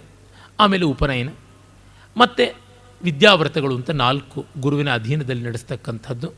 ಅದಾದ ಮೇಲೆ ನಾವು ನೋಡುವಂಥ ವಿವಾಹ. ಅದಾದ ಮೇಲೆ ಇವೆಲ್ಲ ಮತ್ತೆ ಕಂಟಿನ್ಯೂ ಆಗುತ್ತೆ ಮಕ್ಕಳ ತಲೆಮಾರಿಗೆ. ಕಡೆಯಲ್ಲಿ ಅಂತ್ಯಷ್ಟಿ. ಇದೆಲ್ಲವೂ ಧರ್ಮಶಾಸ್ತ್ರದಲ್ಲಿ ಸಾಮಾನ್ಯವಾಗಿ ಬ್ರಾಹ್ಮಣ, ಕ್ಷತ್ರಿಯ, ವೈಶ್ಯರನ್ನು ಗಮನದಲ್ಲಿಟ್ಟುಕೊಂಡು ಮಾಡಿದೆ, ಶೂದ್ರರನ್ನು ಅಲ್ಲ ಅಂತ ಒಂದು ಆಕ್ಷೇಪ ಬರುತ್ತೆ. ಆದರೆ ವಸ್ತುತಃ ಎಲ್ಲರಿಗೂ ಎಲ್ಲವೂ ಉಂಟು. ಯಾವುದೇ ಒಂದು ದೀಕ್ಷೆಯೇ ಉಪನಯನ, ಯಾವುದೇ ಒಂದು ವಿದ್ಯಾರಂಭವೇ ಉಪನಯನ. ಹಾಗಾಗಿ ಶೂದ್ರ ಕಮಲಾಕರಾದಿ ಗ್ರಂಥಗಳೇ ಸಾಬೀತು ಮಾಡಿ ತೋರಿಸುತ್ತವೆ ಎಲ್ಲ ವರ್ಣಗಳವರಿಗೂ ಎಲ್ಲ ಸಂಸ್ಕಾರಗಳು ಉಂಟು ಅಂತ. ಈ ಸಂಸ್ಕಾರಗಳಿಷ್ಟನ್ನು ನಮಗೆ ಇವತ್ತು ಮಾಡ್ಕೊಳ್ಳೋಕ್ಕಾಗ್ತಾ ಇಲ್ಲವಲ್ಲ ಅನ್ನೋ ಪ್ರಶ್ನೆ ಬಂದರೆ ಚಿಂತೆ ಮಾಡಬೇಕಾಗಿಲ್ಲ. ಅದಕ್ಕೆ ನಮ್ಮ ಗೌತಮ ಧರ್ಮಸೂತ್ರದಲ್ಲಿ ಹೇಳಿದೆ, ಆತ್ಮಗುಣಗಳು ಯಾವುದು 8 ಉಂಟೋ ಅವರು ಏನು ಬೇರೆ ಯಾವುದೇ ಒಂದು ಸಂಸ್ಕಾರಗಳನ್ನು ಪೂರ್ಣವಾಗಿ ಮಾಡಿಕೊಳ್ಳದೇ ಇದ್ದರೂ ಕೂಡ ಅದು ಮಿಕ್ಕೆಲ್ಲವನ್ನೂ ನಿಭಾಯಿಸುತ್ತದೆ ಅಂತ. ಯಸ್ಯೈತೆ 40 ಸಂಸ್ಕಾರಾ ನ ಚಾಷ್ಟಾವಾತ್ಮಗುಣಾ ನ ಸ ಬ್ರಹ್ಮಣ ಸಾಯುಜ್ಯಂ ಸಾಲೋಕ್ಯಂ ಗಚ್ಚತಿ. ಯಸ್ಯ ತು ಖಲು ಸಂಸ್ಕಾರಾಣಾಂ ಏಕದೇಶೋಪಿ ಅಷ್ಟಾವಾತ್ಮಗುಣಾ ಅಥ ಸ ಬ್ರಹ್ಮಣ ಸಾಯುಜ್ಯಂ ಸಾಲೋಕ್ಯಂಚ ಗಚ್ಚತಿ. ಅಂದರೆ 8 ಆತ್ಮಗುಣಗಳು ಯಾರಿಗೆ ಇವೆಯೋ ಅವರಿಗೆ ಈ ಎಲ್ಲ ಸಂಸ್ಕಾರಗಳು ಆಗದೆ 1 2 ಆದರೂ ಕೂಡ ಅವರು ಬ್ರಹ್ಮ ಸಾಯುಜ್ಯವನ್ನು ಸಾಲೋಕ್ಯವನ್ನು ಪಡೀತಾರೆ. ಯಾರಿಗೆ 8 ಆತ್ಮಗುಣಗಳಿಲ್ಲ, ಕೇವಲ ಬರೀ ಸಂಸ್ಕಾರಗಳಿವೆ, ಅವರಿಗೆ ಮಾತ್ರ ಈ ಎಲ್ಲವೂ ಕೂಡ ಆಗುವಂಥದ್ದು ಅಲ್ಲ ಅಂತ ಹೇಳಿಬಿಟ್ಟು ಆ ಸೂತ್ರ ಯಾವುದು? 8 ಆತ್ಮಗುಣಗಳದು. ದಯಾ, ಸರ್ವೇಷು ಭೂತೇಷು, ಕ್ಷಾಂತಿ, ಅನಸೂಯ, ಶೌಚಂ, ಅನಾಯಾಸ, ಮಂಗಲಂ, ಅಸ್ಪೃಹ, ಅಕಾರ್ಪಣ್ಯಂ ಇತಿ ಅಂತ. ದಯಾ ಎಲ್ಲ ಜೀವರಾಶಿಗಳಲ್ಲಿ ದಯೆ, ಮತ್ತು ಕ್ಷಾಂತಿ ಕ್ಷಮಾಗುಣ ಅಂದರೆ ತಾಳ್ಮೆಯ ಗುಣ, ಬೇರಿಂಗ್ ಅಂತಿದ್ವಲ್ಲ, ಎಂಡೂರಿಂಗ್ ಅದು. ಅನಸೂಯ ಹೊಟ್ಟೆ ಕಿಚ್ಚಿಲ್ಲದೆ ಇರುವಂಥದ್ದು. ಶೌಚ ಮಾತು ಮನಸ್ಸು ಕೃತಿಗಳ ಶುದ್ಧಿ. ಅನಾಯಾಸ ಅಂತಂದರೆ ನಮಗೆ ತುಂಬ ತೊಂದರೆ ಆದದ್ದು ಒಳ್ಳೆಯದಾದರೂ ಬಿಟ್ಟುಬಿಡುವಂಥ ಒಂದು ಒಳ್ಳೆಯ ಗುಣ, ಅಂದರೆ ವಿವೇಕದಿಂದ ಆಚಾರವನ್ನು ನಡೆಸುವಂಥದ್ದು ಅಂತ ಅರ್ಥ. ಮಂಗಲಂ ಒಳ್ಳೆಯದನ್ನೇ ನಿರೀಕ್ಷಿಸೋದು, ಒಳ್ಳೆಯದನ್ನೇ ಬಯಸುವಂಥದ್ದು. ಅಕಾರ್ಪಣ್ಯಂ ಅಂದರೆ ಸಣ್ಣತನ ಮಾಡದೇ ಇರತಕ್ಕಂಥದ್ದು, ಕುತ್ಸಿತವಾದ ರೀತಿಯಲ್ಲಿ ನಡ್ಕೊಳ್ಳದೇ ಇರುವಂಥದ್ದು. ಪ್ರಶಸ್ತಾಚರಣ ಮಂಗಳವಾದರೆ ಅದಕ್ಕೆ ಪೋಷಕವಾಗಿ ಬರುವಂಥದ್ದು. ಯಾವುದೇ ದೈನ್ಯಕ್ಕೆ ಒಳಗಾಗದೇ ಇರುವಂಥದ್ದು. ಹೀನತೆ, ದೈನ್ಯ ಇತ್ಯಾದಿಗಳನ್ನು, ಇನ್ಫೀರಿಯಾರಿಟಿ ಕಾಂಪ್ಲೆಕ್ಸನ್ನು ತಳೆದೇ ಇರತಕ್ಕಂಥದ್ದು. ಅಸ್ಪೃಹೆ ಯಾರಿಂದ ಯಾವುದೇ ನಿರೀಕ್ಷೆಗಳನ್ನು ಮಾಡದೆ, ಯಾವುದೇ ಒಂದು ದೊಡ್ಡ ದೊಡ್ಡ ಹಣ ಇತ್ಯಾದಿಗಳ, ಕೀರ್ತಿ ಪ್ರತಿಷ್ಠಾದಿಗಳ ದಾಹಕ್ಕೆ ಎಡೆ ಮಾಡಿಕೊಡದೇ ಇರುವಂಥದ್ದು ಅಂತಂತಾರೆ. ಹೀಗಾಗಿ ಇವು ಇದ್ದರೆ ಸಾಕು ಮಿಕ್ಕಿದ್ದೆಲ್ಲ ಅನ್ನುವ ಸ್ಟ್ಯಾಂಡರ್ಡೈಸೇಷನನ್ನು ಹೇಳ್ತಾರೆ. ನಮ್ಮ ಧರ್ಮಶಾಸ್ತ್ರಗಳ ಅಷ್ಟೇಕೆ ಭಾರತೀಯ ಸಂಸ್ಕೃತಿಯ ಸ್ವಾರಸ್ಯವೇ ಒಂದು ಕಡೆ ಅದರ ಅಗಾಧತೆಯನ್ನು, ಸ್ಪೆಷಲೈಸೇಷನನ್ನು ಹೇಳ್ತಲೇ ಅದರ ಸ್ಟ್ಯಾಂಡರ್ಡೈಸೇಷನನ್ನು ಹೇಳಿ ತನ್ನ ಮೂಲಕ ಸಿಂಪ್ಲಿಫೈ ಕೂಡ ಮಾಡ್ತಾ ಇರ್ತಾರೆ. ಇದರಿಂದ ನಮಗೆ ಗೊತ್ತಾಗುತ್ತೆ ಇಂದು ಉಳಿದಿರುವಂಥದ್ದು ಹುಟ್ಟಿದಾಗ ಮಾಡುವಂಥ ನಾಮಕರಣ, ಆಮೇಲೆ ಮಾಡುವಂಥ ವಿವಾಹ, ಕಡೆಗಾಗುವ ಅಂತ್ಯಷ್ಟಿ. 16 ಸಂಸ್ಕಾರಗಳು 3 ಅಥವಾ 4ಕ್ಕೆ ಬಂದು ಕೂತಿವೆ. ಚಿಂತೆ ಇಲ್ಲ, ಅದರೊಳಗೆ ಅದನ್ನು ಎಷ್ಟು ಸಾಧ್ಯವೋ ಅದನ್ನು ಮಾಡೋಣ, ಅರೆ ಆತ್ಮಗುಣಗಳನ್ನು ಬಿಡದೇ ಇರೋಣ ಅನ್ನುವಂಥದ್ದೇ ನಮ್ಮ ಮೂಲವಾದಂಥ ಉದ್ದೇಶ. ಇವುಗಳಿಂದ ಇನ್ನು ವರ್ಣಗಳ ರೂಪದಲ್ಲಿ ನೋಡಿದಾಗ ಬ್ರಹ್ಮ, ಕ್ಷತ್ರ, ವೈಶ್ಯ, ಶೂದ್ರ ಅಂತೆಲ್ಲ ಇವೆ. ಈ ವರ್ಣಗಳಿಗೆ ಧರ್ಮ ಏನು ಅನ್ನುವುದನ್ನು ಕೂಡ ನಮ್ಮ ಧರ್ಮಶಾಸ್ತ್ರಕಾರರು ಹೇಳ್ತಾರೆ. ನಮಗೆ ಗೊತ್ತಿರುವಂತೆ ಬ್ರಾಹ್ಮಣನಿಗೆ ಅಧ್ಯಯನ, ಅಧ್ಯಾಪನ, ಯಜನ, ಯಾಜನ, ದಾನ, ಪ್ರತಿಗ್ರಹ ಅಂತ 8 ಅಂತಂದರು. ತಾನು ಓದುವುದು, ಬೇರೆಯವರಿಗೆ ತಿಳಿ ಹೇಳುವುದು, ತಾನು ತಿಳಿದು ಬೇರೆಯವರಿಗೆ ತಿಳಿ ಹೇಳುವಂಥದ್ದು, ಮತ್ತು ತಾನು ಪೂಜಾದಿಗಳನ್ನು ಆರಾಧನೆಯನ್ನು ಮಾಡುವುದು, ಬೇರೆಯವರ ಕೈನಲ್ಲಿ ಮಾಡಿಸುವಂಥದ್ದು, ಮತ್ತು ತಾನು ದಾನ ಕೊಡುವುದು, ಬೇರೆಯವರಿಂದ ದಾನ ಸ್ವೀಕರಿಸುವುದು. ಇದು 6 ಕರ್ಮಗಳು ಬ್ರಾಹ್ಮಣ್ಯದ್ದು ಅಂತಂದರು. ಇಲ್ಲಿ ಯಜನ, ಯಾಜನ, ಅಧ್ಯಯನ, ಅಧ್ಯಾಪನ, ದಾನ, ಪ್ರತಿಗ್ರಹಣ ಅನ್ನುವ 6ರಲ್ಲಿ 3 ಕ್ಷತ್ರಿಯ ವೈಶ್ಯಾದಿಗಳೆಲ್ಲರೂ ಮಾಡಬಹುದು ಅಂತ. ಅಂದರೆ ಅವರು ಓದ್ಕೊಳ್ಬಹುದು, ಅವರು ಪೂಜಾದಿಗಳನ್ನು ಮಾಡಬಹುದು, ಅವರು ದಾನಾದಿಗಳನ್ನು ಮಾಡಬಹುದು. ಆದರೆ ಇನ್ನೊಬ್ಬರಿಗೆ ಪಾಠ ಹೇಳಬಾರ್ದು, ಮತ್ತೊಬ್ಬರ ಕೈನಲ್ಲಿ ಈ ಆರಾಧನೆಗಳನ್ನು ಮಾಡಿಸಬಾರ್ದು, ದಾನ ಸ್ವೀಕಾರ ಮಾಡಬಾರ್ದು ಅಂತಂದರು ಅಂತ. ಇದೇನು ಪಕ್ಷಪಾತವಾಯಿತಲ್ಲ ಅಂತಂದರೆ, ಒಂದು ಸಮೂಹ ಆ ಕಾಲದಲ್ಲಿ ಸ್ಪೆಷಲೈಸೇಷನ್ಗೆ ಅಂತ ಇತ್ತು. ಹಾಗಾಗಿ ಅವರು ಇದನ್ನು ಮಾಡೋದು ಅನುಕೂಲ. ಈಗ ನಾನು ನನ್ನ ಮಟ್ಟಿಗೆ ಪುಸ್ತಕ ಓದಿಕೊಳ್ಳಬಲ್ಲೆ ಅಂತ ಎಷ್ಟೋ ಜನ ಹೇಳ್ತಾರೆ, ನಮಗೆ ಭಾಷಣ ಮಾಡೋಕ್ಕೆ ಬರೋಲ್ಲ ಅಂತ. ಭಾಷಣ ಮಾಡೋಕ್ಕೆ ಬರೋವನಿಗೆ ಒಂದಷ್ಟು ಹೆಚ್ಚಿನ ಪುಸ್ತಕಗಳನ್ನು ಓದೋರ ಜೊತೆಗೆ ಹೆಚ್ಚಿನ ಮಾತುಗಾರಿಕೆಯ ಅಭ್ಯಾಸವೂ ಇರಬೇಕಾಗಿರುತ್ತದೆ ಅನ್ನುವಂಥದ್ದು ಒಂದು ಗುಣ. ಈ ದೃಷ್ಟಿಯಿಂದ ಹೇಳಿದ್ದು. ಮತ್ತು ಈ ವರ್ಣಗಳಾದರೂ ಸಕಲವೂ ಜನ್ಮನ ಅಂತ ಇಲ್ಲ, ಗುಣಕರ್ಮಗಳಿಂದಲೂ ಬರ್ತವೆ ಅನ್ನೋದು ನಮಗೆ ಗೊತ್ತೇ ಇದೆ. ಹಾಗಾಗಿ ಅಂಥವ್ರಿಗಿದ್ದೇ ಇದೆ. ಉದಾಹರಣೆಗೆ ವಿಶ್ವಾಮಿತ್ರ, ಅವನು ಅನೇಕ ಯಜ್ಞಗಳನ್ನು ಮಾಡಿಸಿದ, ಅವನು ಅನೇಕ ಶಿಷ್ಯರನ್ನು ತಯಾರು ಮಾಡಿದ, ಅವನು ಅನೇಕರಿಂದ ದಾನಾದಿಗಳನ್ನು ಸ್ವೀಕರಿಸಿದ ಅಂತ. ಹೀಗಾಗಿ ಕರ್ಮಬ್ರಾಹ್ಮಣ್ಯ ಇದ್ದವರಿಗೆಲ್ಲ ಆಗುತ್ತದೆ. ಸ್ಪೆಷಲೈಸೇಷನ್ನಿಗೆ ಬೇಕಾಗುವಷ್ಟು ಸಮಯ, ಸಂಸ್ಕಾರ ಉಳಿಸ್ಕೊಳ್ಳಬೇಕು ಅನ್ನುವಂಥದ್ದು ತಾತ್ಪರ್ಯವೇ ಹೊರತು ಮತ್ತಿನ್ನೇನೂ ಅಲ್ಲ. ಇನ್ನು ಕ್ಷತ್ರಿಯನಿಗೆ ಯಾವುದು ಅಂದರೆ ಮುಖ್ಯವಾದ ಕರ್ತವ್ಯ ಅವನಿಗಿರುವಂಥದ್ದು ಪ್ರಜಾರಕ್ಷಣೆ, ಲೋಕರಕ್ಷಣೆ, ಯುದ್ಧ, ರಾಜನೀತಿ, ಮಂತ್ರಾಲೋಚನೆ, ಆಳ್ವಿಕೆ ಇತ್ಯಾದಿಗಳು ಅಂತ. ನಾನು ಯಾಕೆ ಮಾಡಬಾರ್ದು? ಅದಕ್ಕೆ ತರಬೇತಿ ಆಗಬೇಕು ಅಂತ. ಇಲ್ಲಿ ಮತ್ತೆ ಒಂದು ಪ್ರಶ್ನೆಯನ್ನು ಎತ್ತುತ್ತಾರೆ. ನೀವು ಜಾತಿ ಅಂತ ಮಾಡ್ಕೊಂಡ್ಬಿಟ್ರೆ ಜಾತಿಯಲ್ಲಿ ಹುಟ್ಟೇ ಪರಮಾವಧಿ ಅಲ್ವಾ ಅಂತ. ವರ್ಣದಲ್ಲಿ ಆ ಸಮಸ್ಯೆ ಇಲ್ಲ. ವರ್ಣದಲ್ಲಿ ಇವುಗಳು ಹೆಚ್ಚು ಕಡಿಮೆ ಆಗ್ತಾ ಇರ್ತವೆ, ಎಲ್ಲ ರೀತಿಯಾದಂಥ ಫ್ಲೋ ಅನ್ನುವಂಥದ್ದು ಇದ್ದೇ ಇರುತ್ತೆ. ಇಟ್ಸ್ ಎ ಡೈನಮಿಕ್ ಸಿಸ್ಟಮ್ ಅನ್ನುವಂಥದ್ದು ಗೊತ್ತಾಗುತ್ತದೆ. ವೈಶ್ಯರಿಗೆ ಕೃಷಿ, ಗೋರಕ್ಷಾ, ವಾಣಿಜ್ಯ ಅಂತಂದರು. ಅಂದರೆ ಅಗ್ರಿಕಲ್ಚರ್ ಬೇಸ್ಡ್ ಆದದ್ದು, ಇಂಡಸ್ಟ್ರಿಯಲ್ ಬೇಸ್ಡ್ ಆದಂಥದ್ದು, ಮರ್ಕಂಟೈಲ್ ಬೇಸ್ಡ್ ಆದದ್ದು ಎಲ್ಲವನ್ನ ಮಾಡುವಂಥ ವಹಿವಾಟು ಅಂತ. ಶೂದ್ರರಿಗೆ ಸೇವೆ ಅಂತ ಕರೆದರು ಅಂತ. ಸೇವೆ ಅಂದರೆ ಏನು? ಈ ಎಲ್ಲ ವರ್ಣಗಳಿಗೆ ಸಂಬಂಧಪಟ್ಟಂತೆ ಇರುವಂಥದ್ದು. ಅಲ್ಲಿ ನಾವು ಸೇವೆ ಅಂದ ತಕ್ಷಣವೇ ಅವ್ರ ಮನೆ ಪಾತ್ರೆ ತೊಳೆಯುವಂಥದ್ದು, ಮುಸರೆ ತಿಕ್ಕುವಂಥದ್ದು ಅಂತ ಅಲ್ಲ. ಯಾವುದರೊಳಗೆ ಸೆಕೆಂಡ್ ಲೈನ್ ಆಫ್ ವರ್ಕ್ ಅಂತ ಇರುತ್ತೋ ಅದೆಲ್ಲ ಶೂದ್ರತ್ವವೇ ಆಗುತ್ತದೆ. ಅಂದರೆ ಈಗ ಒಬ್ಬರ ಕೈ ಕೆಳಗೆ ನಾವು ಅಧೀನದಲ್ಲಿ ಕೆಲಸ ಮಾಡುವಂಥದ್ದು ಶೂದ್ರತ್ವ ಅಂತ. ಆ ಥರ ನೋಡಿದಾಗ ಕಲಿಯುಗದಲ್ಲಿ ಇರೋದು ಒಂದೇ ವರ್ಣ, ಶೂದ್ರವರ್ಣ ಅನ್ನುವ ಮಾತನ್ನು ವ್ಯಾಸರೇ ಹೇಳ್ತಾರೆ.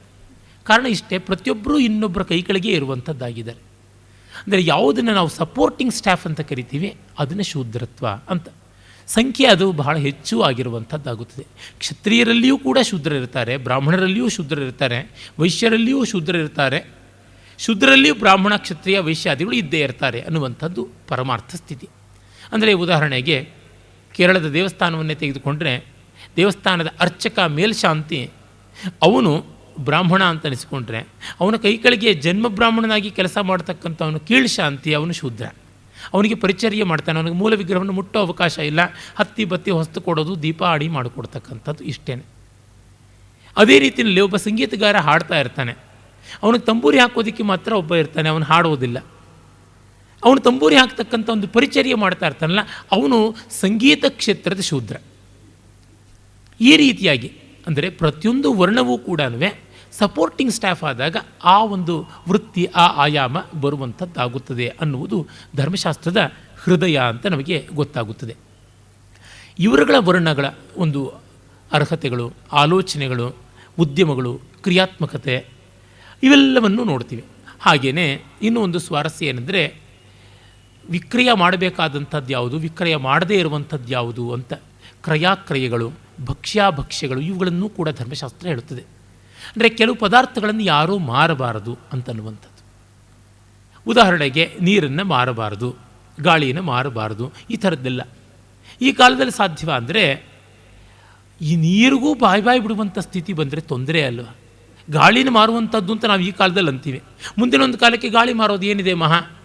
ಈಗ ಮಿನರಲ್ ವಾಟರ್ಸ್ ಎಲ್ಲನೂ ಬಾಟಲ್ಡ್ ಆಗಿ ಬರುವವರೆಗೂ ನಮಗೆ ನೀರನ್ನು ಕೊಳ್ಳುವುದು ಅಂತ ಅನ್ನೋದೇ ಗೊತ್ತಿರಲಿಲ್ಲ. ಈಗ ಕೊಳ್ಳುವುದು ಬಂದಿದೆ. ಆದರೆ ನಾವೀಗ ನೆನೆಸ್ಕೋತೀವಿ, ಅಯ್ಯೋ ನೀರನ್ನು ಕೊಳ್ಳುವಂಥ ಪರಿಸ್ಥಿತಿ ಬಂತಲ್ಲ ಅನ್ನುವಂಥದ್ದು. ಹೀಗೆ ಯಾವುದು ಜಗತ್ತಿಗೆ ತುಂಬ ಸಿಗಬೇಕು ಅದಕ್ಕೆ ಬೆಲೆ ತೆರುವಂತೆ ಆಗಬಾರದು ಅನ್ನುವಂಥದ್ದು ಅಲ್ಲಿರುವ ಸ್ವಾರಸ್ಯ. ಆ ದೃಷ್ಟಿಯಿಂದ ಹೇಳಿದ್ದಾರೆ. ನಾವು ಧರ್ಮಶಾಸ್ತ್ರದ ಮಾತುಗಳಿಗೆ ಅಕ್ಷರಾರ್ಥವನ್ನು ಇಟ್ಟುಕೊಂಡ್ರೆ ತಪ್ಪಾಗುತ್ತದೆ. ಎಣ್ಣೆ, ಉಪ್ಪು ಇತ್ಯಾದಿಗಳನ್ನೆಷ್ಟನ್ನು ಕೆಲವರು ಮಾರಬಾರದು ಅಂತ. ಉದಾಹರಣೆಗೆ ಒಬ್ಬ ಜನ್ಮ ಬ್ರಾಹ್ಮಣನಾದವನು ಮಾರುಕಟ್ಟೆಗೆ ಬರ್ತಾನೆ, ಅವನು ವೈಶ್ಯನಾಗ್ತಾನೆ ವೃತ್ತಿಯಿಂದ. ಆಗ ಅವನು ಒಂದಿಷ್ಟು ಮೇಂಟೈನ್ ಮಾಡಬೇಕು, ಸ್ಟ್ರಿಕ್ಟ್ ಆದಂಥದ್ದು ಅಂತ. ನನಗೆ ಒಂದು ನೆನಪಾಗುತ್ತದೆ. ಪ್ರಸಿದ್ಧರಾದ ಈ ಮಯ್ಯಾಸ್ MTR ಇದರ ಒಂದು ನಿರ್ವಾಹಕರಾದಂಥ ಡಾಕ್ಟರ್ ಸದಾನಂದ ಮಯ್ಯರಿದ್ದಾರಲ್ಲ, ಅವರು ನನ್ನ ಗೆಳೆಯರ ಹತ್ರ ಹೇಳಿದ್ರಂತೆ, ನಾವು ಜನ್ಮ ಬ್ರಾಹ್ಮಣರು ಅನ್ನವಿಕ್ರಯ ಮಾಡುವುದು ಧರ್ಮಶಾಸ್ತ್ರದಲ್ಲಿ ಒಪ್ಪಿಗೆ ಇಲ್ಲ. ಅದರ ಪ್ರಾಯಶ್ಚಿತ್ತವಾಗಿ ಪ್ರತಿ ವರ್ಷ ನನ್ನ ಲಾಭದಲ್ಲಿ ಇಷ್ಟು % ಅನ್ನುವಂಥದ್ದನ್ನು ವಿದ್ಯಾರ್ಥಿಗಳಿಗೆ, ಅಂದರೆ ಬ್ರಾಹ್ಮಣ್ಯಕ್ಕೆ ಸಂಬಂಧಪಟ್ಟಂಥ ಅಧ್ಯಯನ ಅಧ್ಯಾಪನ ಅಂತ ಯಾವುದಿದೆ, ಎಜುಕೇಷನ್ ಬೈ ಆ್ಯಂಡ್ ಲಾರ್ಜ್, ಅದಕ್ಕೆ ನಾನು ಡೊನೇಷನ್ ಕೊಡ್ತೀನಿ ಅಂತ. ಈಚೆಗೆ ಕೆಲವು ದಿವಸಗಳ ಹಿಂದೆ ಅವರು ತುಮಕೂರು ವಿಶ್ವವಿದ್ಯಾಲಯಕ್ಕೆ 2 ಕೋಟಿ ರೂಪಾಯಿಗಳಷ್ಟು ದಾನ ಮಾಡಿದ್ರು. ಅಂದರೆ ಯಾವುದನ್ನು ತೋರಿಸುತ್ತೆ ಇದು? ಆ ಒಂದು ಎಚ್ಚರವನ್ನು ತೋರಿಸುತ್ತದೆ. ಅಂದರೆ ನಾವು ನಮ್ಮದೊಂದು ಪರಿಧಿ, ಒಂದು ಚೌಕಟ್ಟನ್ನು ಹಾಕಿಕೊಳ್ಳಬಹುದು ಅಂತ. ಪ್ರತಿಯೊಬ್ಬರೂ ಅಂಥದ್ದನ್ನು ಒಂದು ಹಾಕಿಕೊಳ್ಳಬೇಕು, ಆ ರೀತಿ ಇರಬೇಕಾಗುತ್ತದೆ. ಎಲ್ಲರ ಥರನೂ ಇರೋಕ್ಕಾಗೋದಿಲ್ಲ, ಇರಬೇಕಾಗಿಲ್ಲ. ಅವರವ್ರದ್ದಾದ ಒಂದು ಮರ್ಯಾದೆ ಅಂತ ಇರ್ತದಲ್ಲ. ಈಗ ಕೆಲವರು ಹಾಡು ಹೇಳುವಂಥವ್ರು, ನಾವು ವೇದಿಕೆಯ ಮೇಲೆ ಸಿನಿಮಾ ಹಾಡೋಲ್ಲ ಅಂತ ಅಂದ್ಕೊಂಡಿರ್ತಾರೆ. ಅದು ಒಂದು ಶಿಸ್ತು ಅವ್ರದ್ದು ಅಷ್ಟೇ. ಹಾಗೆಯೇ ಸಂಗೀತಗಾರರು ಎಷ್ಟೇ ಆಧುನಿಕವಾಗಿದ್ದರೂ, ನಮ್ಮ ಕರ್ನಾಟಕ ಶಾಸ್ತ್ರೀಯ ಸಂಗೀತಗಾರರ ಒಂದು ತಂಡದಲ್ಲಿ ನೋಡಿದ್ರೆ ಯಾರು ವೇದಿಕೆಯ ಮೇಲೆ ಶರ್ಟು ಪ್ಯಾಂಟ್ ಹಾಕ್ಕೊಂಡು ಬರೋಲ್ಲ, ಒಂದು ಪಂಚೆ ಜುಬ್ಬ ಇತ್ಯಾದಿ ವೇಷವನ್ನು, ಎತ್ನಿಕ್ ಡ್ರೆಸ್ ಅಂತೀವಲ್ಲ ಆ ರೀತಿ ಆದದ್ದನ್ನು ತೊಟ್ಟೇ ಬರ್ತಾರೆ. ಸಾಮಾನ್ಯವಾಗಿ ಹೆಣ್ಣು ಮಕ್ಕಳು, ಸ್ತ್ರೀಯರು, ವಿವಾಹ ಮಾಡಿಕೊಂಡವರು, ವಿವಾಹೇತರರು ಕೂಡ ಸಾಮಾನ್ಯವಾಗಿ ಸೀರೆ ಉಟ್ಟೆ ಕಚೇರಿಯನ್ನು ಮಾಡುವಂಥದ್ದು ರೂಢಿ. ಅವ್ರು ಯಾರು ಮಿಡ್ಡಿ ಮ್ಯಾಕ್ಸಿ ಇತ್ಯಾದಿ ಹಾಕಿಕೊಂಡು ಬರುವಂಥದ್ದು ಅಲ್ಲ. ಅದೇನು ಅಪಸ್ವರ ಬರುತ್ತಾ ಮ್ಯಾಕ್ಸಿ ಹಾಕ್ಕೊಂಡು ಹಾಡು ಹೇಳಿದ್ರೆ ಅಂತಂದರೆ ಅದಲ್ಲ, ನಾವು ಮಾಡಿಕೊಂಡಂಥದ್ದು. ಆ ರೀತಿಯಾದ ಒಂದು ಶಿಷ್ಟತೆಯೂ ಧರ್ಮ. ಹೀಗಾಗಿ ಸ್ಮೃತಿಶೀಲೇಚ ತದ್ವಿದಾಂ ಅನ್ನುವಂತೆಯೇ, ಆಚಾರಶ್ಚೈವ ಸಾಧೂನಾಂ ಅನ್ನುವಂತೆಯೇ ಇದನ್ನು ಗಮನಿಸಿಕೊಳ್ಳಬೇಕು. ಆಮೇಲೆ ಇನ್ನೊಂದು ನಾವು ನೋಡುವಂಥದ್ದು ಭಕ್ಷ್ಯಾಭಕ್ಷ್ಯ ಪ್ರಕರಣ. ಇಂಥದ್ದು ತಿನ್ನಬೇಕು, ಇಂಥದ್ದು ತಿನ್ನಬಾರದು ಅನ್ನುವುದೆಲ್ಲ ಈ ಕಾಲದಲ್ಲಿ ಎಲ್ಲ ಯಾರೇ ಕೇಳ್ತಾರೆ ಅಂತನೋ ಪ್ರಶ್ನೆ ಬರಬಹುದು. ಒಂದು ಕಾಲದಲ್ಲಾದರೂ ಹೀಗಿತ್ತ ಅನ್ನುವ ಪ್ರಶ್ನೆನೂ ಬರ್ಬೋದು. ಅದಕ್ಕೆ ತಾತ್ಪರ್ಯ ಇಷ್ಟೇ, ಏನೂ ನಿಯಮ ಇಲ್ಲ ಅಂದರೆ ಇನ್ನೇನಾದೀತು. DVG ಅವರು ಬಹಳ ಚೆನ್ನಾಗಿ ತಮ್ಮ ಜೀವನ ಸೌಂದರ್ಯ ಮತ್ತು ಸಾಹಿತ್ಯ ಗ್ರಂಥದಲ್ಲಿ ಹೇಳ್ತಾರೆ, ಛಂದಸ್ಸು, ವ್ಯಾಕರಣ ಇತ್ಯಾದಿಗಳ ಕಟ್ಟುನಿಟ್ಟು ಇದ್ದಿದ್ದರಿಂದ ಹಿಂದಿನ ಕವಿಗಳು ಹುಲ್ಲು ಹಗ್ಗ ಹೊಸದಂತೆ ಪದ್ಯಗಳನ್ನು ಹೊಸದುಬಿಟ್ರು. ಪದ್ಯಗಳನ್ನು ಬರೆಯುವಾಗ ಶಬ್ದಗಳನ್ನು ದುಂದು ಮಾಡಿಬಿಟ್ರು. ಪ್ರಾಸಕ್ಕಾಗಿ ಯಾವ್ಯಾವುದೋ ಶಬ್ದ ಹಾಕ್ಕೊಂಡ್ಬಿಟ್ರು. ಛಂದಸ್ಸಿನ ಪೂರ್ಣಕ್ಕೋಸ್ಕರ ಚವೈತುಹಿ ಅನ್ನೋ ಥರ ಏನೇನೋ ನಿಪಾತಗಳು ದಲ್ ಗಡಂ ವಲಂ ಅಂತೆಲ್ಲ ಸೇರಿಸ್ಕೊಂಡ್ಬಿಟ್ರು. ಆ ಥರದ್ದೆಲ್ಲ ಮಾಡಬಾರ್ದಾಗಿತ್ತು, ಇವೆಲ್ಲ ಇದ್ದಿದ್ದರಿಂದ ಹಾಳಾಯಿತು ಅಂತ ಎಷ್ಟೋ ಜನ ಆಕ್ಷೇಪ ಮಾಡ್ತಾರೆ. ಅದಕ್ಕೆ DVG ಅವರು ಹೇಳ್ತಾರೆ, ನಿಜ ಛಂದಸ್ಸು ವ್ಯಾಕರಣ ಇತ್ಯಾದಿಗಳು ಇದ್ದೇನೇ ಇಷ್ಟು ರಾಶಿ ಅಪ್ರಬುದ್ಧವಾದದ್ದು ಬರೆದಿದ್ದಾರೆ ಅಂದರೆ ಈ ಥರದ್ದು ನಿಯಮ ಇಲ್ಲದೆ ಇದ್ದರೆ ಇನ್ನೆಷ್ಟು ಬರೆದಿರ್ತಾ ಇದ್ರು ಹೇಳಿ ಅಂತ. ಆಗ ನಮಗೆ ಗೊತ್ತಾಗುತ್ತೆ ಒಂದು ಕಟ್ಟಲೆ ಅನ್ನುವಂಥದ್ದು ಬೇಕು ಅಂತನ್ನುವಂಥದ್ದು. ಏನು ಪ್ರತಿಯೊಬ್ಬ ವ್ಯಕ್ತಿಯೂ ಸ್ವತಂತ್ರ, it's a free country, democratic country, everybody have their right ಅಂದ್ಬಿಟ್ರೆ don't they have their duties. ಇವನು ಹೇಳುವಾಗ ವಾದ ಮಾಡಿದ್ರೆ ಎಲ್ಲಿಗೂ ನಿಲ್ಲುವಂಥದ್ದಲ್ಲ. ಈರುಳ್ಳಿನ ಎಷ್ಟು ಸುಲಿಬೇಕು, ಯಾರು ಹೇಳೋದಕ್ಕೆ ಸಾಧ್ಯ? ಈ ಸಿಪ್ಪೆ ಒಣಗೋಗಿದೆ, ಈ ಸಿಪ್ಪೆ ಒಣಗೋಗಿದೆ ಅಂತ ಸುಲಿತಾವಂದರೆ ಕಡೆಗೆ ಈರುಳ್ಳಿನೇ ಇರೋದಿಲ್ಲ, ಎಲ್ಲೋ ಒಂದು ಕಡೆಗೆ ನಿಲ್ಲಿಸಬೇಕಾಗುತ್ತದೆ. ನೀವು ಅದರ ಒಂದು ಪರಿಧಿಯನ್ನು ಪ್ರಶ್ನೆ ಮಾಡ್ಬೋದೇ ಹೊರತುನುವೆ ಅದರ ಹಿಂದೆ ಇರುವ ವಿವೇಕವನ್ನೇ ಪ್ರಶ್ನೆ ಮಾಡೋಕ್ಕೆ ಹೊರಟೋಗ್ಬಿಟ್ರೆ ಬಹಳ ಕಷ್ಟವಾಗುತ್ತದೆ, ತುಂಬ ಕಷ್ಟವಾಗುತ್ತದೆ. ಯಾವುದೂ ನಿಲ್ಲುವಂಥದ್ದಲ್ಲ. ಇದು ವಿತಂಡವಾದ. ಯಾವುದನ್ನಾದರೂ ಒಂದು ಸ್ಥಾಪನೆ ಮಾಡೋದಕ್ಕೆ ಬರಬೇಕು, ಜಿಜ್ಞಾಸವಾದ ಆಗುವಂಥದ್ದಲ್ಲ.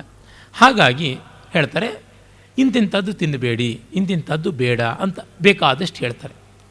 ಅದು ಆ ಕಾಲದಲ್ಲಿ ಅವರಿಗೆ ಗೊತ್ತಿದ್ದ ಆಹಾರ ಪದಾರ್ಥಗಳ ಬಗೆಗೂ ಇರಬಹುದು, ಹೊಸದಾಗಿ ಬಂದದ್ದನ್ನು ನಿಷೇಧ ಮಾಡಿದಂಥದ್ದು ಆಗಿರಬಹುದು.